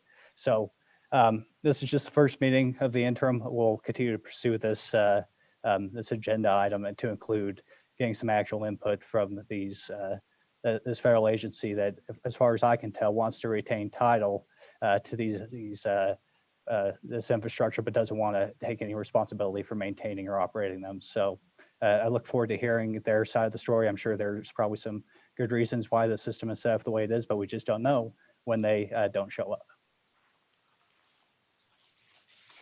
And actually, just real briefly to that point, because this letter is so brief and blunt and to the point, I'll just go ahead and read it. This was addressed to our LSO staffer, Ms. Katie Talbot. So it says, "Dear Ms. Talbot, this letter is in response to your invitation for Ms. Carly Ronka, an employee of the United States Bureau of Reclamation, an agency of the United States Department of Interior, to testify before the Wyoming Legislature Joint Ag Committee regarding aging irrigation infrastructure. Thank you for the invitation. This letter is to inform you that unfortunately, Ms. Ronka will not be able to testify before the committee. Thank you very much. Sincerely, Carter Brown, Associate Solicitor of Division of Water Resources." Now, to Ms. Ronka's credit, Katie Talbot said that, who did make several attempts to reach out to these folks. Katie said that Ms. Ronka was, was genuinely frustrated and, upset that she was not being allowed to attend or testify at this meeting. So at least it would seem that at least some of the staff on the ground is certainly sympathetic to the issue. But again, the bureaucracy out of Washington being what it is, that's the result we get. So anyway, I'll shut up on that, but that is the letter in full, brief as it is. So we'll carry on. So Director Gebhardt, anything you'd like to add? Yeah, Mr. Chairman, I understand your frustration, and I'm not going to try to defend anything, but I just want this committee to know that I believe the water development and as well as the state engineer, we do feel like we've got a good working relationship in the areas that we do work with the Bureau. And I do believe that the people we've talked to, specifically the Wyoming area office, they're willing to assist in this effort of aging infrastructure. However, their involvement is in meetings like this, I don't know, and I won't answer to, but they have been very willing, at least to help us in understanding and trying to address this issue. So that being what it said, I do believe that we can get good, valuable information and participation from them, even on the backside, to help address this issue.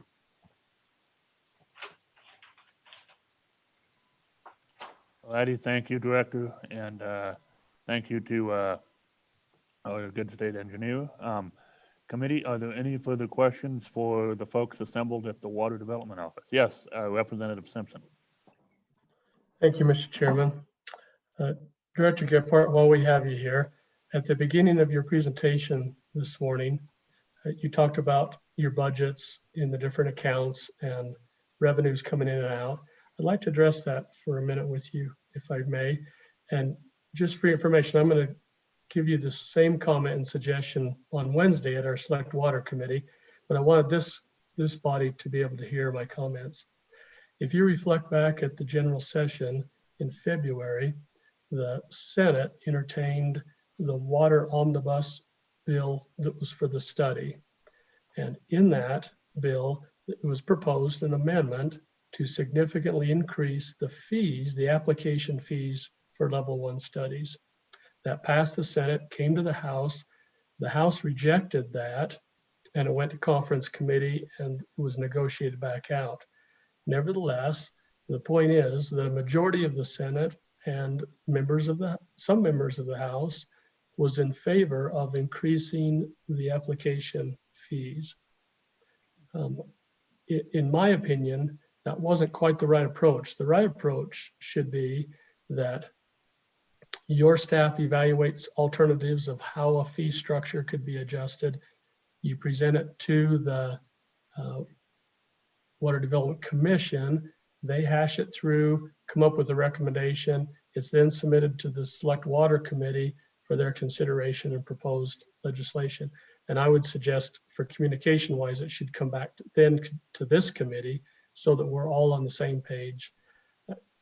To me, the $1,000 application fee for a small little water district is probably appropriate, but clearly there are many legislators that believe that for the bigger cities and the bigger irrigation districts that would require a much larger study, that perhaps the application fee needs to be increased. So, Mr. Director, I would encourage you to, based on what happened last year, we don't want that to happen again next year. I would suggest that you work with your staff and the commission and come up with a proposed rate increase that you think is more proportionate and doable and sellable. And let's process that through so that the legislature can see that those of us in the water business are being conscientious. We're being aware of what really needs to happen to pay our fair share. Since a significant amount of money comes into the water program, we want to be responsive to that. So, Mr. Director, that's my comments. Appreciate your consideration. Thank you. Mr. Chairman, if I may add something to that. Yes, please, go ahead. All right, thank you, Mr. Chairman. Representative Simpson, you're exactly correct, and it is actually an interim topic through Select Water Committee to evaluate these planning fees. And we do anticipate, I do like your suggestion. I think it's the appropriate approach is for us to make a recommendation to the commission and then on to committees and ultimately legislature to adjust that. And we are going through some ideas on what that would look like. We specifically discussed kind of the approach that you brought up as kind of a tiered structure. As we've begun looking at this, one thing that I'll just bring up is when we start looking at the cost of these planning levels and the combined cost that we have for all these planning studies, it's not going to be a huge revenue source. It will help, but it's not multi-million dollars to get us out of the red on anything. We just don't do the dollar value of these studies is just not enough to create a significant amount of revenue. There are other issues that we'll talk about in Select Water Committee, or I can bring them up here that our beliefs as to what these fees should be, but I don't think that anybody disagrees that we look at this and come up with a proposal to increase fees. Yes, Mr. Co-Chair. Thank you, Mr. Chairman. I appreciate Representative Simpson's comments. The proper way to make any changes, I think, is kind of from the grassroots up. But also, I just want to point out that based off what I remember from the discussion being in the Senate, it was about more than just raising fees. It was about ensuring that we don't have studies just for the sake of studies. And so the attempt there with that amendment was to incentivize local districts to ensure that that they use the studies for actually something useful, something on the ground instead of something that's sat on a shelf. So I hope that I'm very confident that the Select Water Committee will continue to reinforce that was the ultimate objective of the amendment, which I agree probably needs to be well vetted through the commission up through the Select Water Committee and ultimately this committee and the full legislature. I just want to make sure that the committee's aware of the objective of that amendment, as we'll probably be seeing something that attempts to address those concerns. Thank you, Mr. Co-Chairman. Committee, any further discussion, questions, or comments? All righty. Director Gebhardt or anybody else at the Development Office have anything else to add? Mr. Chairman, I appreciate the discussion on the fees. As promised, it's definitely something we'll be looking at. I appreciate the insight from you guys and expect to hear more on those. And Mr. Chairman, if I may, going back to the memo that we prepared, you guys have all read it. I won't go through it in detail, but are there any other questions that you have for us or maybe the Bureau that we can go try to get answers to help with this topic?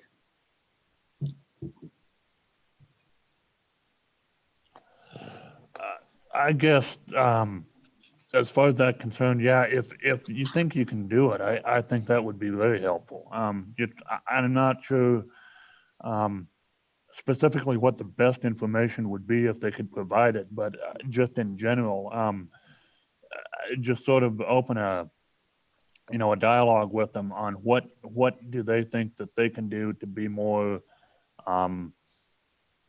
proactive, more helpful in working with irrigation districts and working with the state in general.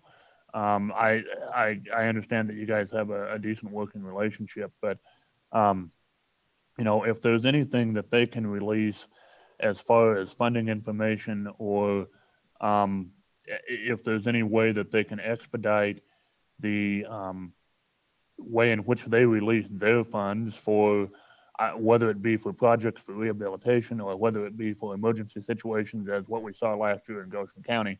I think that'd be great.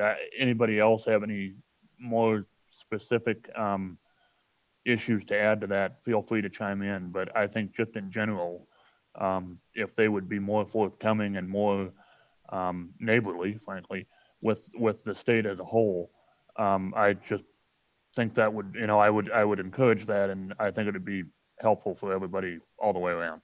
So thank you. Yeah. Yes. Senator Steinmetz, go ahead.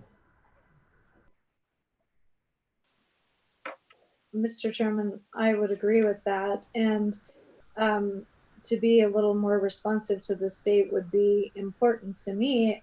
Every other federal agency we've asked to testify before this committee, the BLM, the Forest Service, everyone else has been glad to show up. And if the director could not attend, they sent someone else. And so I find it quite strange that this federal agency doesn't feel the need to do that, and that they have asked you to step in between this legislative committee and themselves and be our go-between. With that said, we really appreciate that effort, and we appreciate you trying to get information for us. And it's just quite a deal when you're in an emergency situation and forced to deal with folks that have this attitude. And then when every time they do come to provide information, it costs a district who's already suffered a catastrophic loss, more money.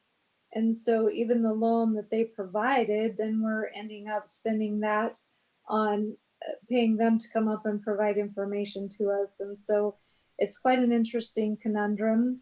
They have tried to work with the irrigation district. I will give them that. After some initial complaints, they became much better to work with than they were initially when this first started. So I'm glad to hear that. But I would still maintain that you know, under previous directors, my dad was the Lingo Water Users president for 35 years. And we've had directors in the past that saw us as partners, that saw their job to help irrigators and to help our districts. And I would just encourage the Bureau of Reclamation to follow that path rather than the one we've been on here recently. And if you could convey that message, we'd sure appreciate it, because we'd sure like to work with them rather than have this friction that we've had over this situation. Usually we've seen the whole state come together to help us at this time and to work together. And then to have a federal agency that has not been quite as willing to do that, it has made the situation unnecessarily difficult. It wouldn't have to be that way. And so that, I guess that would be the message I would convey. Thank you, Mr. Chairman. Mr. Chairman, this is Greg Reno with Casper Cove Irrigation. Can you hear me? Just one moment here. Let me ask one moment, sir. Let me ask if the committee's got any further questions they'd like to throw in before we go to comment. Yes, Representative Blake. Thank you, Mr. Chairman. And in the past, the Bureau of Rec have testified in front of the Ag Committee and Select Water. I remember some people from Provo came up once. This has been a while back, but I don't know what has changed. So maybe we need to have a discussion with the new director of the Bureau of Rec. But they have shown up in the past. That letter I thought was pretty disingenuous. They could have at least said why, not just, hey, they're not going to show up. So thank you, Mr. Chairman. Thank you, Representative. Any further questions or discussion, committee, before we go to comment? Going once, going twice. Okay. I think we'll go to comment, go to public comment at this time. And so, yes, we'll go ahead and go with Greg at Casper Alcoba. So go ahead, sir, you're on the line. Sir, thank you guys for taking time to hear us today. We're not quite the catastrophic event situation that Goshen was, but we have 6 tunnels. One tunnel that the Bureau does take on themselves, Tunnel 1 out of Alcoba. And we had to repair Tunnel 5 this year before water could go on. Additional $160,000 out of pocket money that we did not anticipate in our budget. And with Brandon and Wyoming Water Development Office and all of the facilities that we've approached, the timing was wrong to get any money for that, even under emergency funds.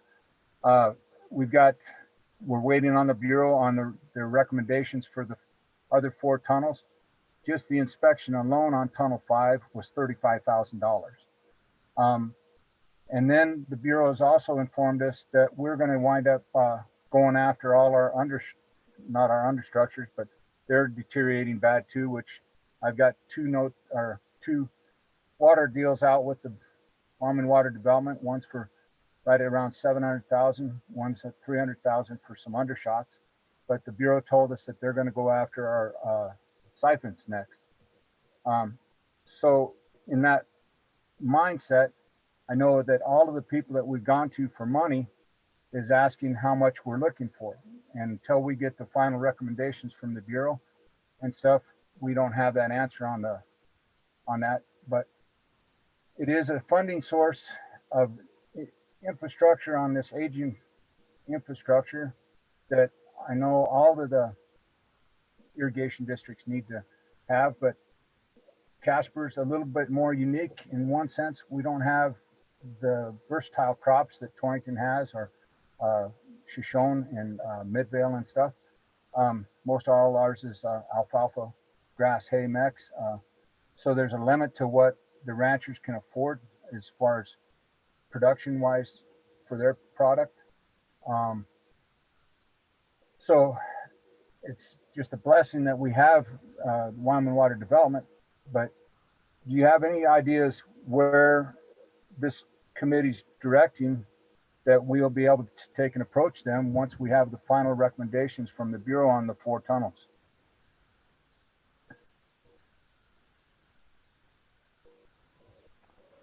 All righty, thank you, Greg. I'll go ahead and let Water Development chime in on that if they have anything to add. But committee, do you have any questions for Greg?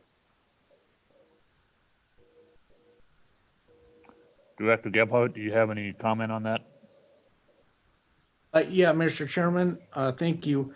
So Mr. Reno and our office, we have had quite a few conversations about this. We're aware of what's going on.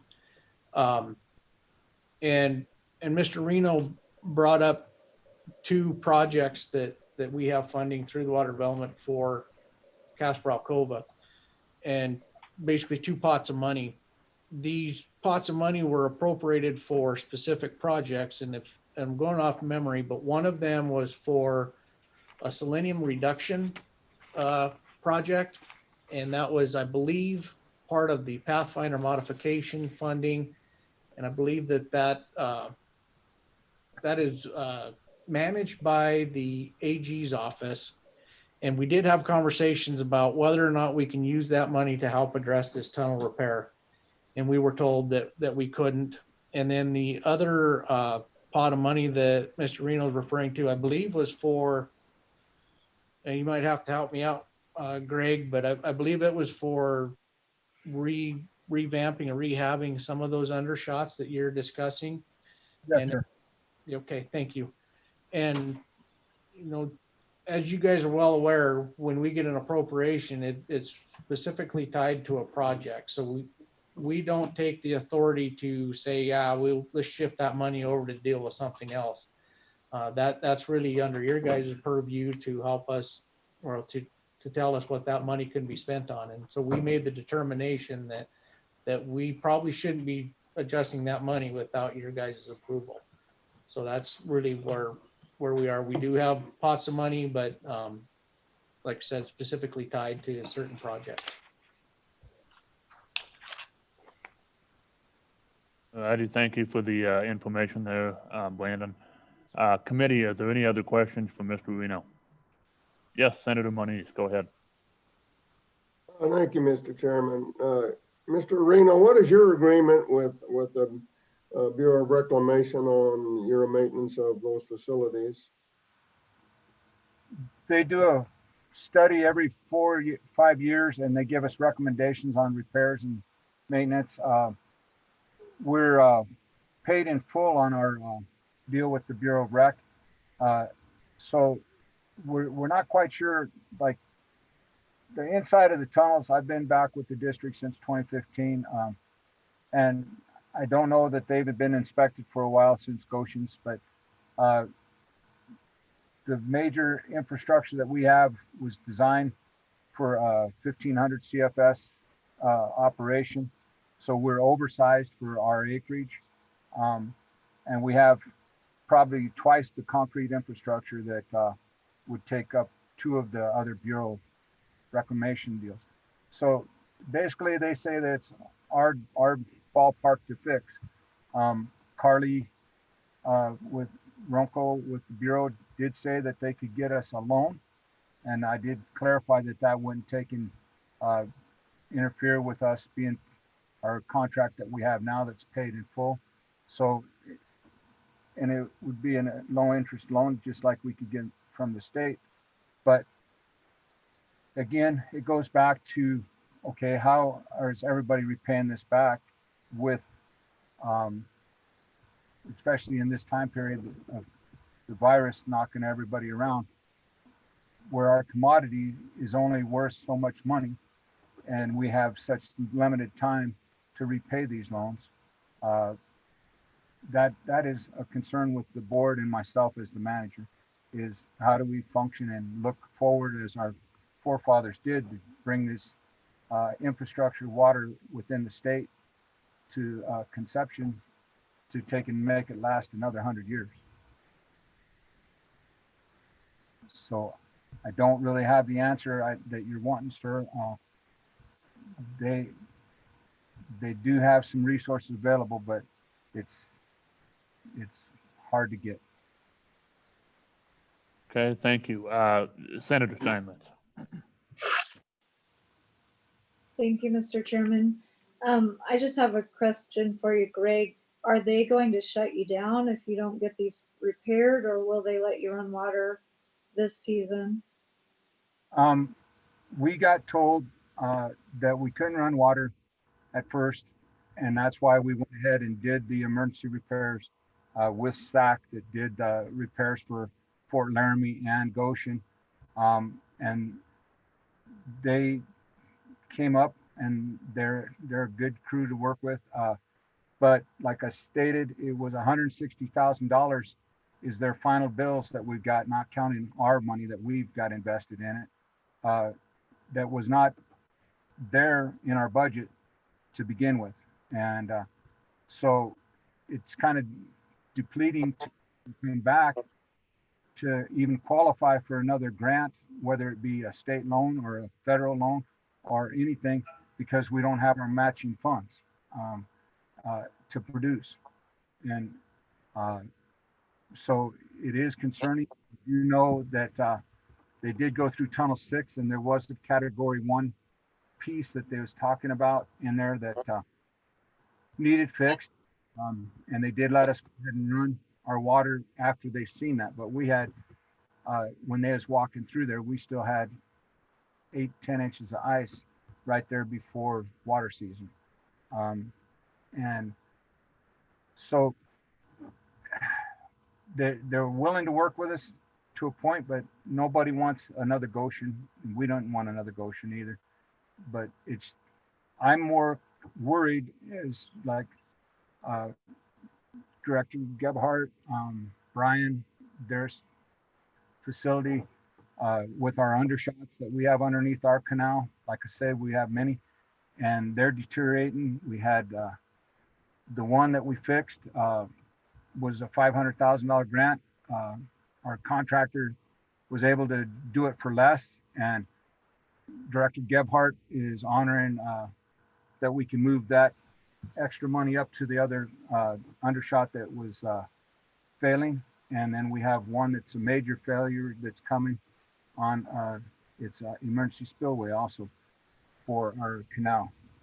And so we've got those two big projects to get done without all the extra of the tunnels. And the tunnels took all our time on regular maintenance for this spring to start up. So it is concerning, and we're not grant writers, and I want to thank all the agencies because they do help, especially Wyoming Water Development. They reach out and they'll tell me where I've got to dot the I's or T's on paperwork, and so it's a big learning curve. So I don't know if that answered your question, man. Thank you, Mr. Reno. Yes, further questions, Senator Moniz, go ahead. Oh, Greg, to follow up then, what I'm hearing from you is that Bureau of Rec's telling you what repairs you have to do, but they assume no financial obligation at all. Is that correct? Yes, sir.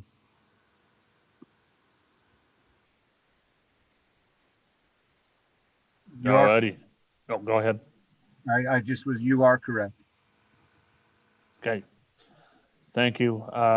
Committee, yes, Coach Boner. Thank you, Mr. Chairman. Maybe a question for Mr. Rhino or maybe Water Development. So if we were to change the title and get that title swapped, would the Bureau of Rec have any say, or would they be able to direct the maintenance at that facility?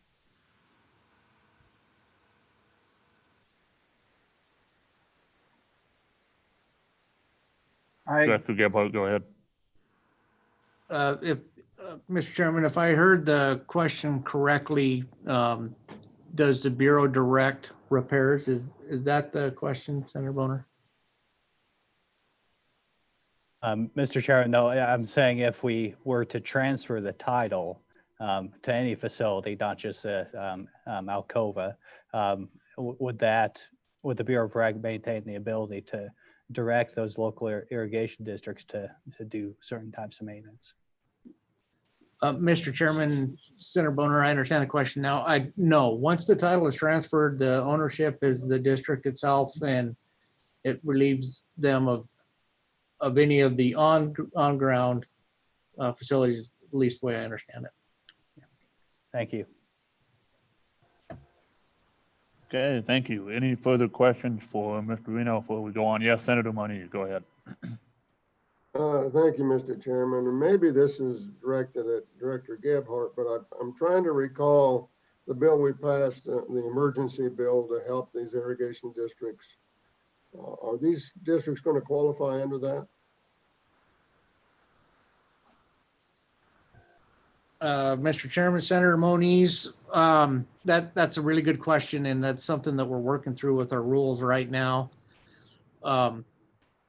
It's my belief that the emergency fund is going to more deal with the immediacy of a failure than to provide the corrective action. It's a way to get boots on the ground and get funding going so that you can address the immediacy of it. And really the mindset is to get boots on the ground until additional funding can come of it. I think everybody's aware that when you're looking at the seed money for that program is $5 million. That's going to quickly get eaten up by some of the discussions we're having with these types of projects. So we've got to be careful of how we define what that emergency fund is for, how it's used. There's still more to come, but ultimately the long-term repair for them, these structures, I don't think that the emergency fund is situated to make those long-term repairs. Follow up, Senator, go ahead. Thank you, Mr. Chairman, and to the committee as a whole. I think this is just one example of about every district in the state of Wyoming and the issues they face. So this issue isn't going to go away, so we need to figure out some way to help these people.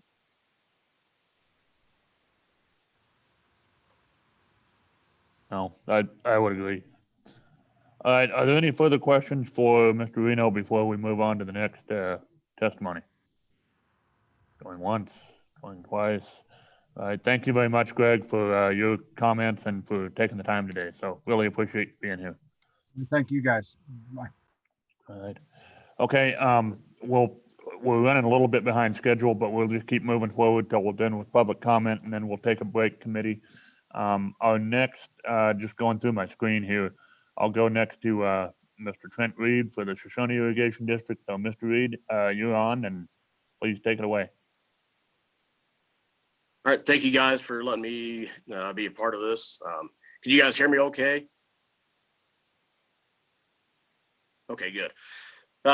Yeah, Greg actually brought up a lot of good points. It seems like after the Goshen incident, we actually went in and we started actively looking for different applications to scan Corbett Tunnel, which is a 3.6 mile long tunnel that serves the Shoshone Irrigation District as well as the Deaver Franny Irrigation District. So it's about 56,000 acres that it services.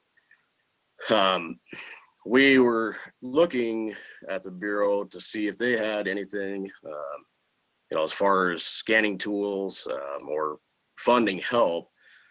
We did end up going through a company down in Casper to use GPR as well as electromagnetic scanning.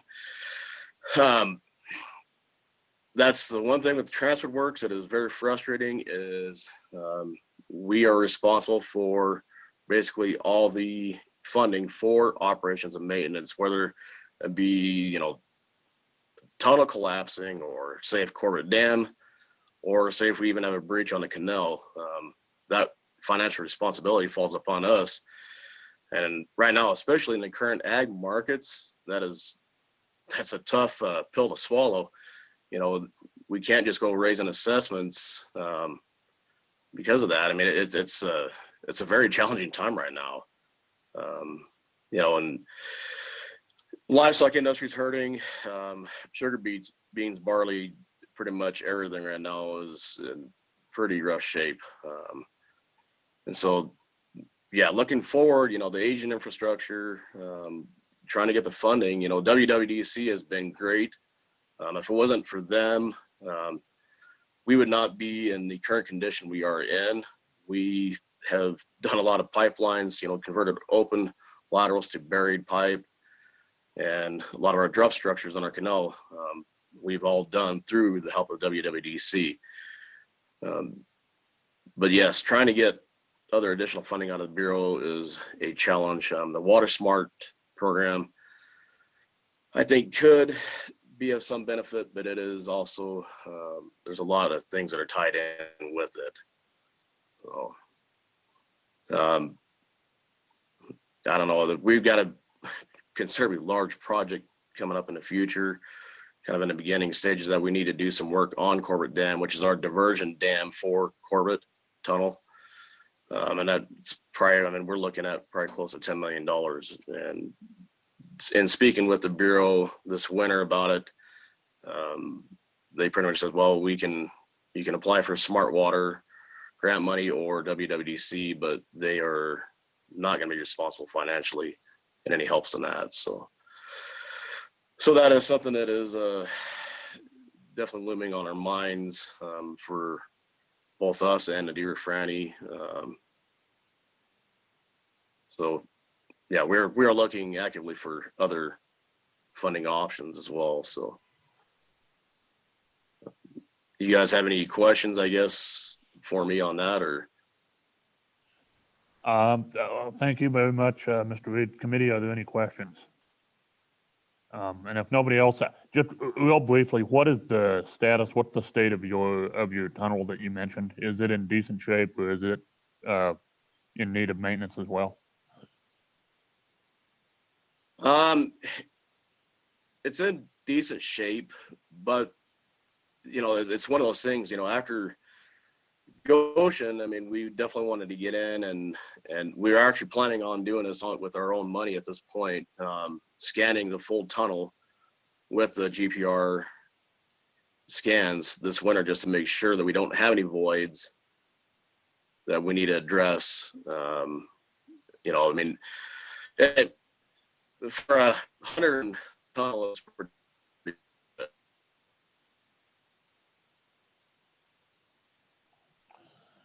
Trent, you're cutting out there. Yeah,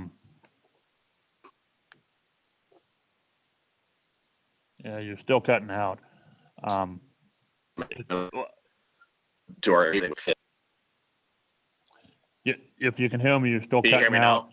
I can hear you now. Yep, go ahead.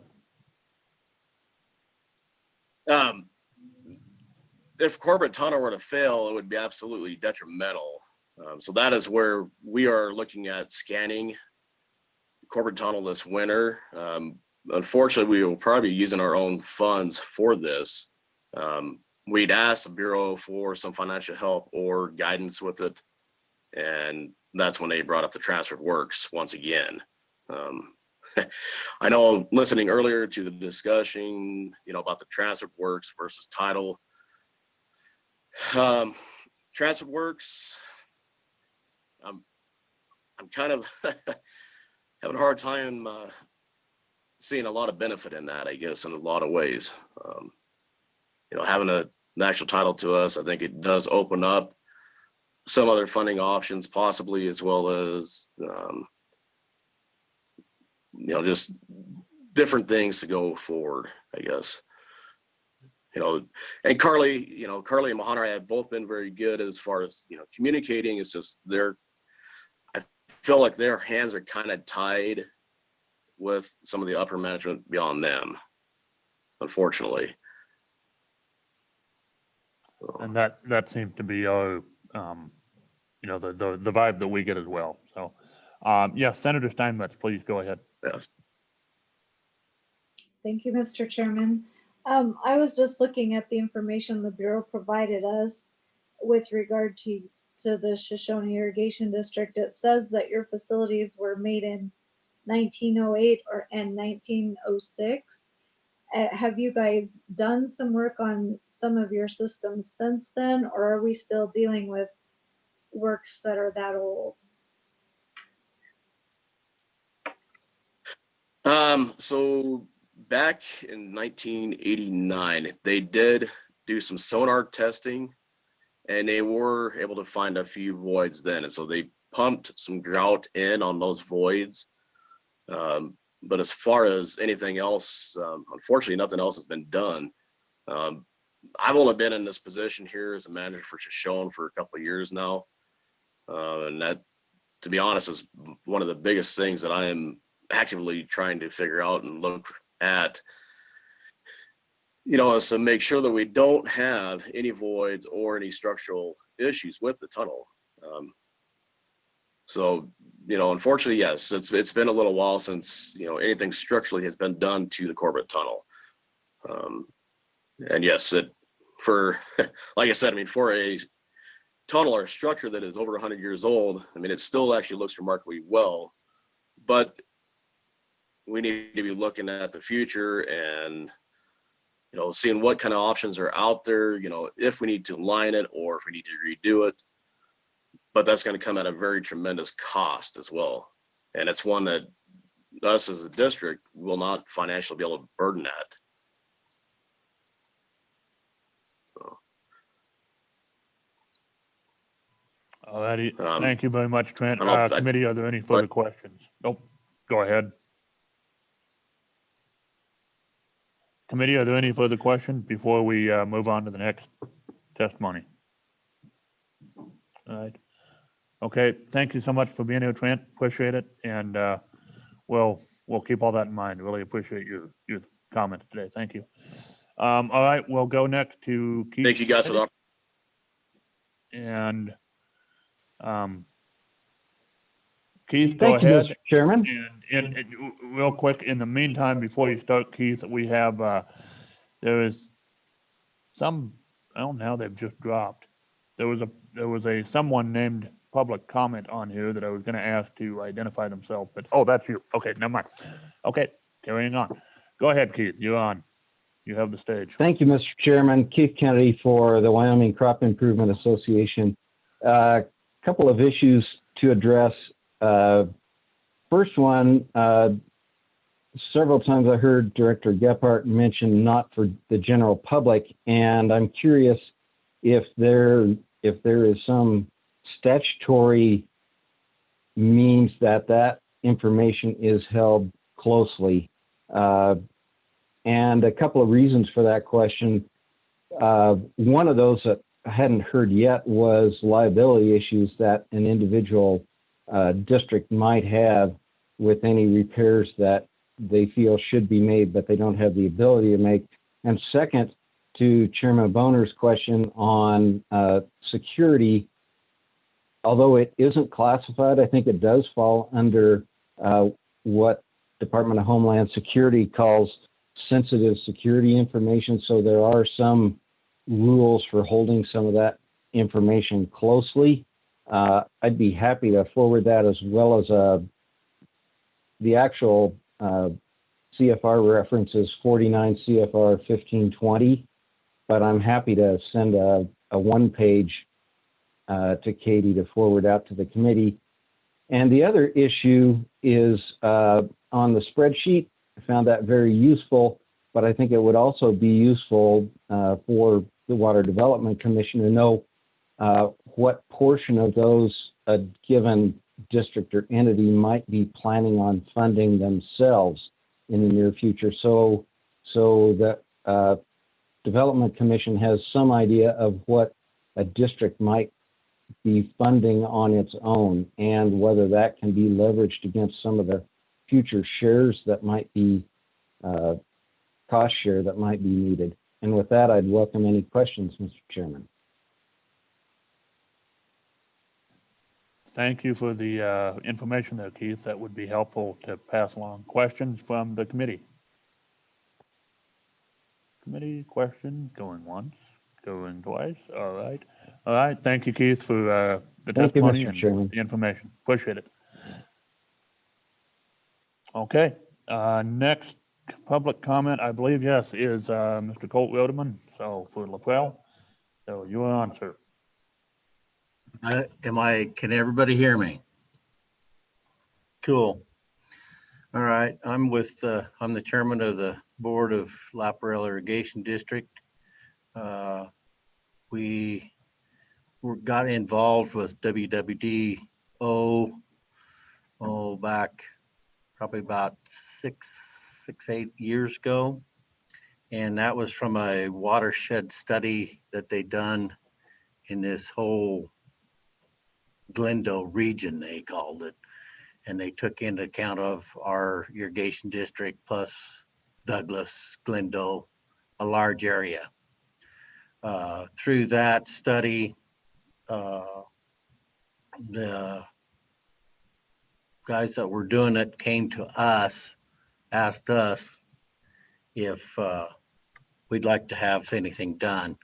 We said, sure, we'd like to have a master study done to help us with our infrastructure. Through that study, the level 1 study that was done, of course, everybody focused on our tunnels, our siphons, our diversions. And there was some questions of our dam. It's a privately owned dam. It's 111 years old. So everybody kind of looked at it. It's been passing state inspections for quite a few years now. But I, for one, said that we really need to focus on the dam because we have a lot of rocks. We had a very plentiful snowpack one year. We had a real good runoff.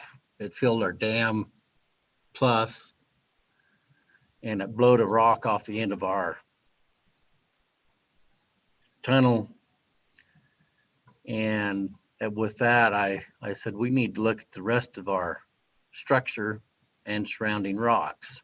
So we started a level 2 study, thanks to WWDO, that took into account of the rocks and what could happen. Because just to give you guys a brief history, Laparelle Dam is probably one of the largest open front dams in the nation. It's 130 feet tall, or approximately 400 feet wide. We hold 20,000 acre feet of water behind it. We have over 11,000 allocated shares that come out of that we furnish water to, which is 104 shareholders. Currently, our shareholders pay an assessment fee of $15 per share. We have just now, which gives us a budget of a little over $171,000 a year. Okay, with that, you take out payment to your employees, your taxes, all that stuff. We have it allocated out real good. We were able to do some real good ditch maintenance that was greatly needed for quite a few years. We got that done. But now we have this study. We got to looking at the rocks. And in doing so, they wanted to do a real good look at the structure. Our structure is a buttress and slab dam. It's open front, so if you walk up to it, you can look right into it. And in doing their looking at it, they found some structural issues in buttress 17. That was quite alarming. We have horizontal and vertical cracking. Upon closer inspection, not only was buttress 17 identified, but buttress 2 and 7 were also identified. With that, they advised that we no longer can fill the dam to capacity. that we fill the dam to 5475, which is 60% of our capacity, which in turn cut the irrigators down to 50% of what they can use. So with that, we are still in a level 2 study trying to figure out what we can do. Can we rehab the dam? Can we build a new one? What can we do? So we're in the process of doing that. Now, as for putting skin in the game, I talked with the board and we went ahead and are going to be paying upwards of $25,000 just to get road engineering done, plans put together, and permitting to be able to bring in any equipment that is going to be needed for the dam's future. I mean, it's at an end of its life. Its twin sister that was built at the same time lasted 10 years. So this one's done a really good job for us. We'd like to see it still remain.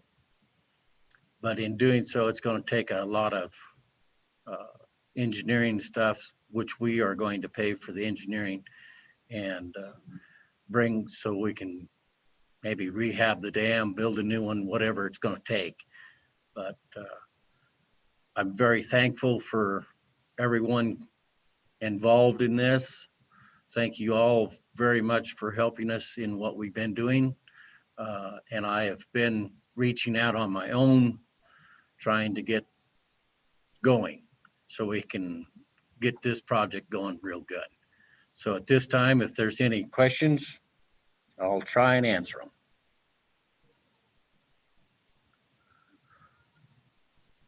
I can't believe I got everybody's questions answered. All right, thank you, Mr. Rodeman. Questions? Yes, Senator Moniz. Thank you, Mr. Chairman. Mr. Rodeman, could you let the committee know what kind of impact you would have downstream if this dam was to fail? At this point in time, we've done a inundation. The state engineer's office helped me with that. We would have, during nighttime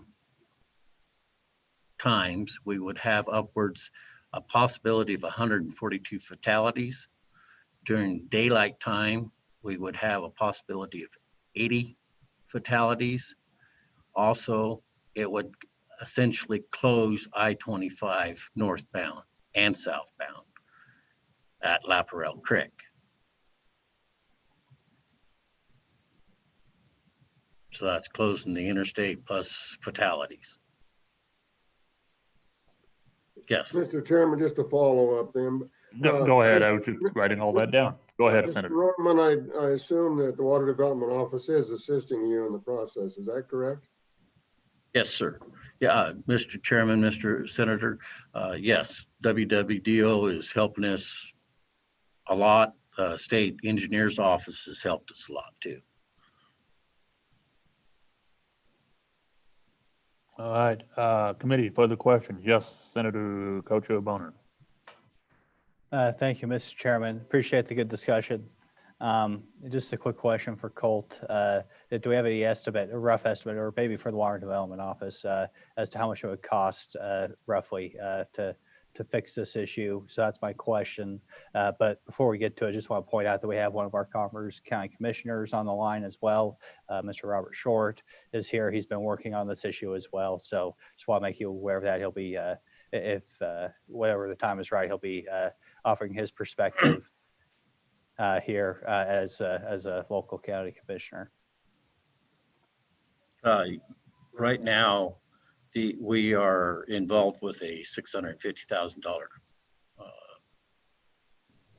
grant from WWDO to fund our study, and that in turn will give us the estimates going forward of what we can do or can't do. I've publicly said that it could cost upwards of $100 million. I really don't have a clue. So until the study's done, we don't know. It's going to be a lot. All right, thank you. Further questions, committee? Further question for Mr. Rodeman? Going once, going twice, all right. All right, we'll move on to our next testimony from Mr. Commissioner Short. I see is up next, so Commissioner Short, you have the floor. Thank you, Mr. Chairman, members of the committee.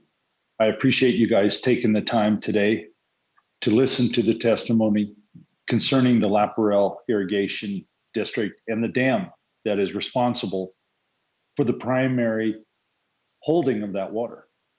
Obviously, the downstream effects of 11,000 irrigated acres cannot be underestimated insofar as national food security is concerned. Obviously, the economic impact to those local producers, should that resource be compromised, would be devastating. And in this time of coronavirus and COVID-19 pandemic, the downturn in energy prices, obviously this would compound an already tenuous economic situation. We think that this particular irrigation source is incredibly important, not just for Converse, but for Wyoming and indeed much of our nation, insofar as it's the baseline for feedstock for much of our livestock. I am wholeheartedly supportive of us finding a reasonable path forward that would ultimately end up in shoring up the viability of that particular facility. Unknown, obviously, are the exact costs associated with this in terms of dollars. One of the things that Colt talked about in inundation downstream impacts, obviously immediately downstream of the dam is the natural bridge. Should we have catastrophic failure, there's a high propensity for a destruction of one of only 2 natural bridges in the world that has flowing water under it year round. Obviously, this is a beautiful piece of American and Wyoming natural beauty that we continue to try to elevate as a tourist attraction so that we can help generate more revenue dollars into the state of Wyoming. Potentially, this bridge could be compromised by catastrophic failure. Furthermore, downstream beyond I-25, where the confluence of the Laparelle Creek and the North Platte River are, the inundation charts show the high likelihood that we could lose the only bridge on that stretch of highway, Highway 93, as well as the adjacent railroad track, which is one of very few single car service tracks available in the state of Wyoming. These are very important considerations for us, given that should we experience complete catastrophic failure of the dam, we may lose our road between Casper and Douglas, for example. Not only the major thoroughfare I-25, but the ancillary roads, the frontage road that's known as Inez Road, and also we could potentially lose the only back road, Highway 93, and effectively severing any kind of commercial activity between north and south, east and west, realistically, but north and south because of the highway designation of I-25. These are very concerning issues that I appreciate you guys taking the time to listen to and study and try to formulate plans to mitigate the potential damage, but also taking a long look at what we can do to hopefully continue to produce livestock and feedstock for the region and the nation. And Mr. Chairman, I thank you for your time, and I will shut my pie hole now. Thank you very much for your comments and your time, Commissioner. Committee, are there any questions for Commissioner Short? And Mr. Rodeman has an additional comment, but real, just before we get there, any questions for the good commissioner? Okay, all right, well, thank you for your comments and your time, sir. And yes, Cole, you have something to add? I'd just like to just say thank you, Commissioner Short, Chairman. I'd also like to just let everybody know too that La Perla Irrigation has spent $32,000 on the dam and monitoring equipment. We have put rock monitoring equipment and crack monitoring equipment on the dam. The rock monitor was there for a year before the cracks were discovered. And now that the cracks are discovered, we have them in place. We have 5 different monitors. They are costing me $1,000 a month for the data that's coming into them to decipher if it's a weather caused event or if there's actual pressure that's causing it to move. These are very sensitive monitors. They're used on Mount Rushmore. So if there's any other, thank you, Mr. Chairman. Thank you very much. All right, committee, are there any further questions for our good presenters, testifiers, before we cut to a break here? All righty, in that case, we'll go ahead and it is 11:12. Let's try and be back here by 11:25. So wait, sorry, Senator Co-Chairman, go ahead. Thank you, Mr. Chairman. Just wanted to briefly point out that we're going to try something a little bit different as far as I know, to give a chance for anybody watching on YouTube to go ahead and comment publicly if they heard anything that that maybe they weren't planning on testifying, but maybe they want to testify now. I'm going to try to share my screen here. Just send me an email if you are interested, and that's my legislative email address, brian.boner@bioledge.gov. Just send me an email and I can send you the link to join the meeting. If anybody out there on the internet wants to add some additional comment, I'll share that screen here in a little bit, and just thought we'd throw it out there, see if anybody who maybe wasn't planning on testifying, but after hearing some testimony here today wants to add a perspective. As we take a break, I'll go ahead and share that screen briefly. And if anybody wants to, can go ahead and testify. They could go ahead and send me an email. So that's all I have. I guess we could take a break. Thank you, Mr. Co-Chairman. My apologies for forgetting to mention that. But anyway, okay, we're going ahead and we'll take a break until 11:25. And so if everybody could mute yourselves and turn off your screens, and we will be back in about 12 minutes. Thank you.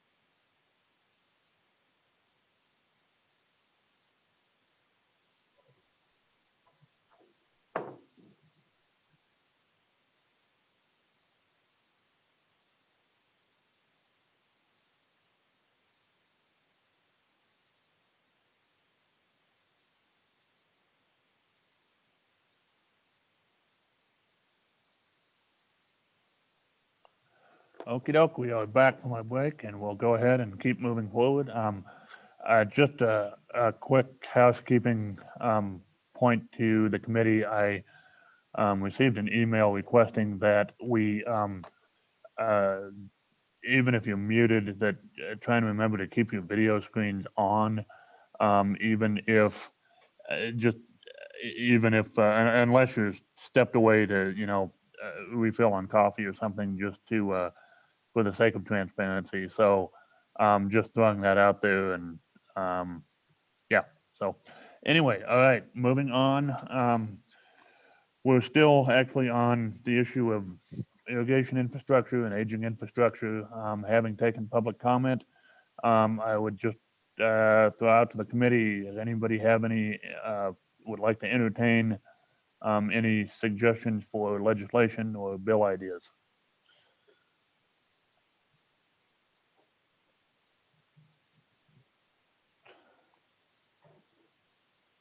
Okay, Co-Chair Boner, go ahead. I thought I saw Senator Steinmetz hand up. I defer to her. Okay, Senator Steinmetz, go ahead. Thank you, Mr. Chairman. I thought Representative Simpson had a good thought at the beginning of our discussion of this to look at possibly tweaking the percentages that are going to new developments, the new water accounts, and then the rehabilitation. And so I think we should look into that. I'm also wondering about looking at the transfer of title. I see they've provided the manual of how we do that.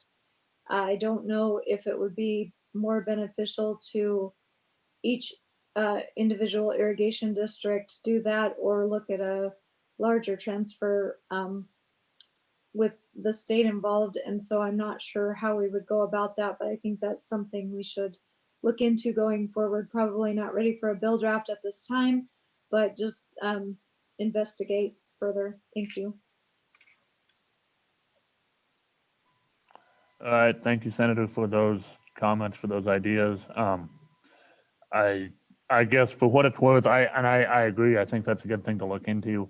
I'm not sure that that's this being our first meeting and moving forward just both today and down the road, we've got some topics to discuss that will likely be brought forward for our next, what do I want to say? Our next special session at the end of now this month. But I would agree that's something to keep in mind. And so if staff could just please take a note on that and maybe do some research into it, it might be something to bring to our next regularly scheduled meeting as a bill draft. Yes, Senator Boner. Thank you, Chairman Hunt. I appreciate that. That's I think that's a pretty good idea as far as the question of how does the state support or what involvement do we have in transferring the title? And I just like to just kind of throw the question out now to the Water Development Office or our state engineer. Is there do you have a general understanding of what is entailed in that process? And is there anything the state of Wyoming could do to support an irrigation district that would be interested in pursuing that option? Mr. Chairman, Co-Chair Boner, I'm not intimately knowledgeable of that. But I do not know, I believe most of the duties would fall on the districts themselves. And I don't know what we could do to help or not help, but it's certainly something we can look at, but I'm not aware of what our involvement would be at this point. Thank you, Mr. Chairman.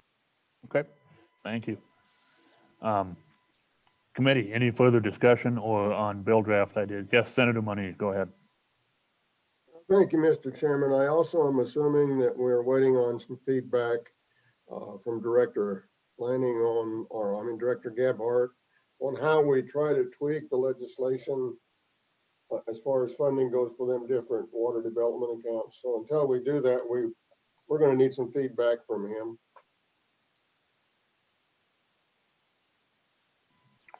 I would agree on that, Senator. Mr. Chairman, I appreciate I appreciate that and the opportunity for us to be part of that. Thank you.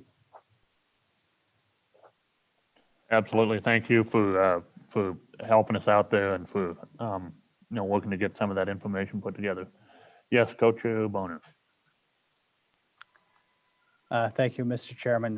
With all that discussion in mind, I think it would be appropriate to have a draft bill before the committee at our August meeting. So we at least have something to discuss. So I would move that we authorize a bill draft and have LSO work with the Water Development Office to see what, if any, adjustments we might make to the percentages going to different water development accounts.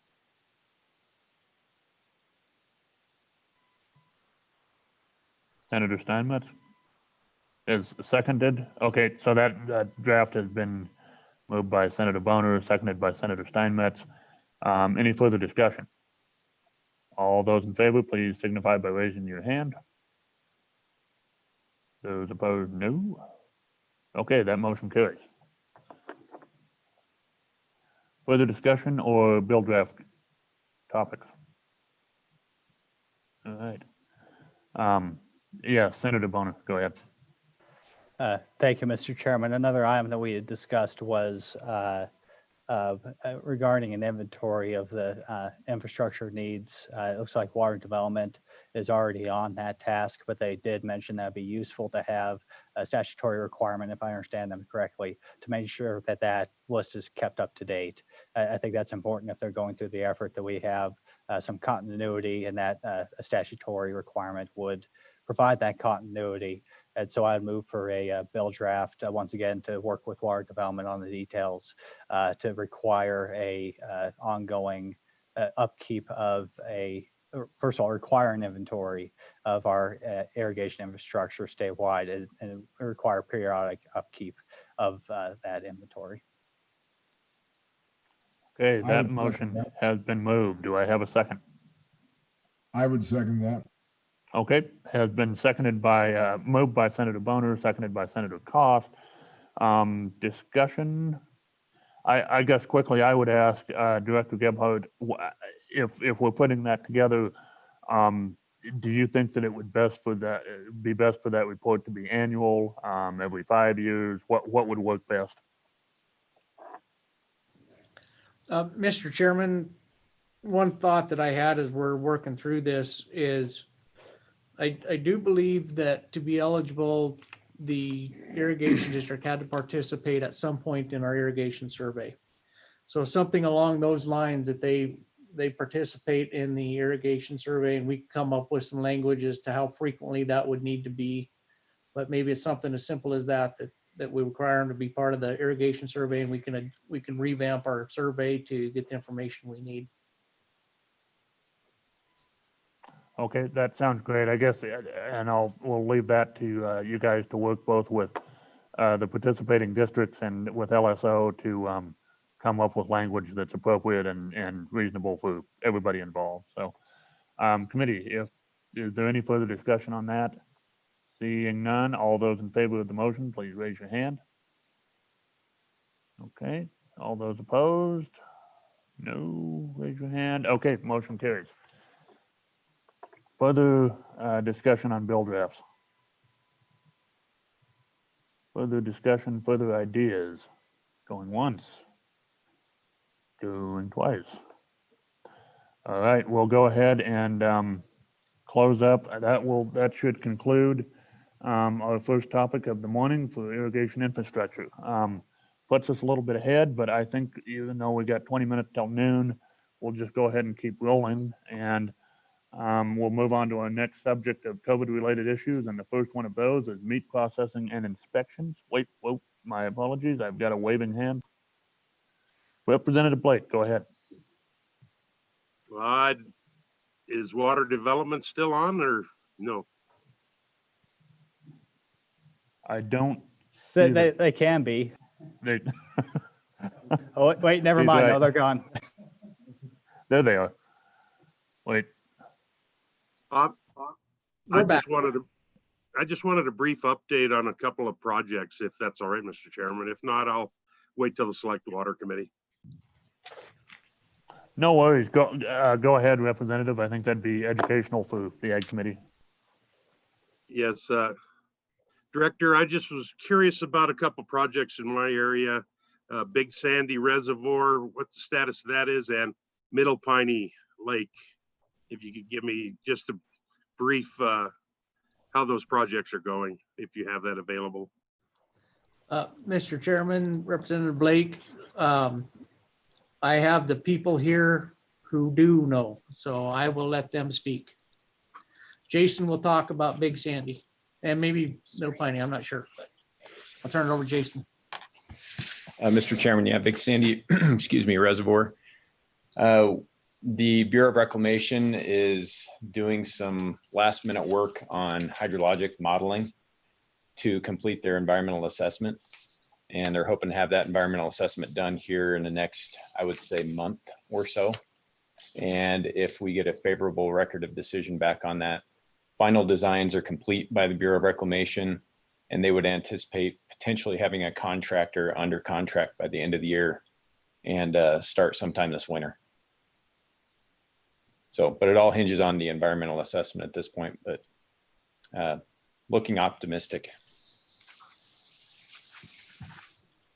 And Mr. Brian Clerkin will give an update on Middle Piney. Mr. Chairman, Middle Piney, the contractor mobilized in the last 2 weeks. The last 2 weeks primarily been moving snow from the site to gain access to the site. They're going to start grouting operations, restart grouting operations this week, probably tomorrow. We're still anticipating that project to be completed in 2 years.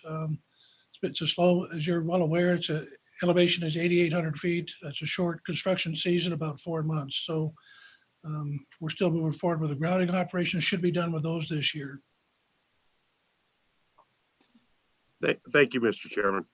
I had some constituents ask me the process or how those projects were moving along. Thank you. All right, thank you, Representative. And thank you guys again at Director Gebhardt and everyone else there. Really appreciate your time today. And so look forward to working with you in the future. And for those of us on Select Water, we'll probably see you guys on Wednesday. So thank you. Okay, we do have 20 minutes till noon. So like I say, I guess we'll go ahead and keep moving forward. So we have a lot of folks up to testify on the next issue of COVID related topics. But first off on our agenda is Director Doug Miyamoto for the Wyoming Department of Agriculture. So Director, you'll have the floor first, and then we will go to Director True and then Chris Nyman and on down the line. So Mr. Miyamoto, floor is yours.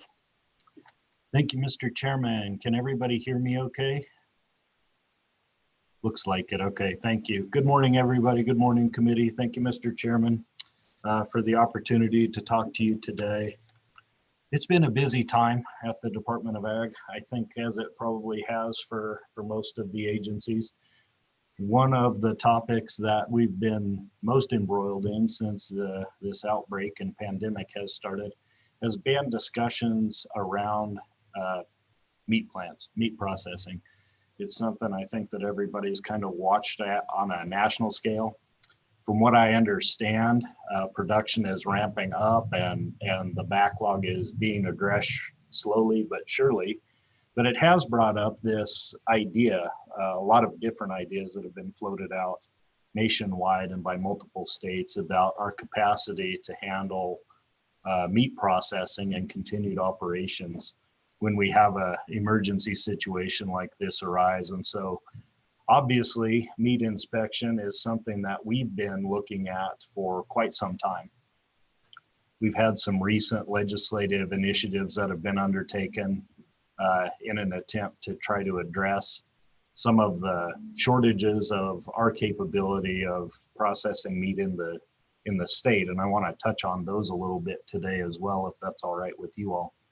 I have a PowerPoint presentation that we forwarded to the committee, and then we also did a brief that kind of describes how meat inspection works. It's a federal program, but it's something that I wanted to kind of touch on to start off our conversation today to let all of you know how we work with our federal counterparts to get this job done. Not all states do that, but if it's okay with you guys, I'd like to jump into this presentation and then see where the conversation takes us. Is that all right, Mr. Chairman?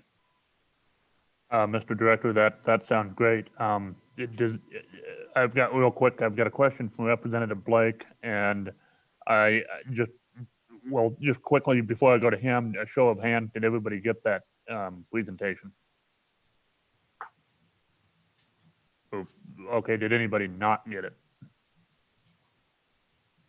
Show of hands on who might not have, who missed it or didn't get it. Could we send, Director Miyamoto, could you possibly resend one out to Representative Tass and I think Representative Haley and Representative Simpson? Are you saying no too? Okay. Oh, yes, Katie, go ahead. Mr. Chairman, I do believe Director Miyamoto has the ability to screen share that if he's interested in that. Otherwise, those materials are online, and I could also resend those if that's the chairman's wish. That sounds good. No, my apologies. I didn't realize that. Okay, yes, Representative Blake, go ahead. Yeah, Mr. Chairman, several people asked me when this meat presentation, inspection and whatnot was going to happen. It was 1 o'clock, and they're going to tune in at 1 o'clock and maybe miss a lot of the presentation. I just wondered if that concerned anybody else or any presenters that may be wanting to tune in at 1 p.m., Mr. Chairman. Representative Simpson, go ahead. Mr. Chairman, I also had a particular person that was interested in this, and 1 o'clock, even though it's tentative, that's when they're planning to chime in as well. Representative Tass. Thank you, Mr. Chairman. We've only got 15 minutes till noon instead of starting in on this, which is going to be pretty involved, I would hope. Representative, kind of lean into your computer maybe a bit. Okay, is this not working? You're cutting out a little. I was wondering if.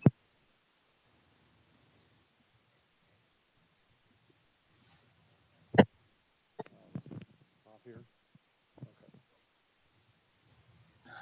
Okay. Well, in regards to that, and it is 11:46 now. So I guess, you know, if people are wanting to view the presentation who may be part of the viewing public, I think that would only be fair that we allow them to do that. So in light of that, I guess we can go ahead and we'll break until 1 o'clock. If that's Director Miyamoto, does that suit you? You good with that? Absolutely, Mr. Chairman. Thank you. Okay. Sorry to start you off and then shut you down again, but we're used to running meeting kind of all together here, so wasn't thinking about that in that context. So we will go ahead and break until 1 and be back here at 1 o'clock. And yes, Senator Boner, go ahead. Thank you, Mr. Chairman. Before we do that, just a reminder to anybody who is watching, there will be a separate YouTube link for the afternoon session. So just make sure that you're aware of that. You'll have to click on a different link moving forward. Also a reminder that if you want to submit public testimony on the COVID-related topics, feel free to email myself. That's brian.boner@wyoleg.gov, and we can go ahead and send you the link for public testimony. All right, thank you for that. And yes, Kayla, go ahead. Mr. Chairman, I just wanted to note with the lunch break for the committee members, in addition to all of the slides being online, the most recent, I believe it was sent on the 29th, the e-notebook should include the slides as well. So if you have that pulled up, it's just beyond, right beyond the presentation, kind of the issue brief from the department.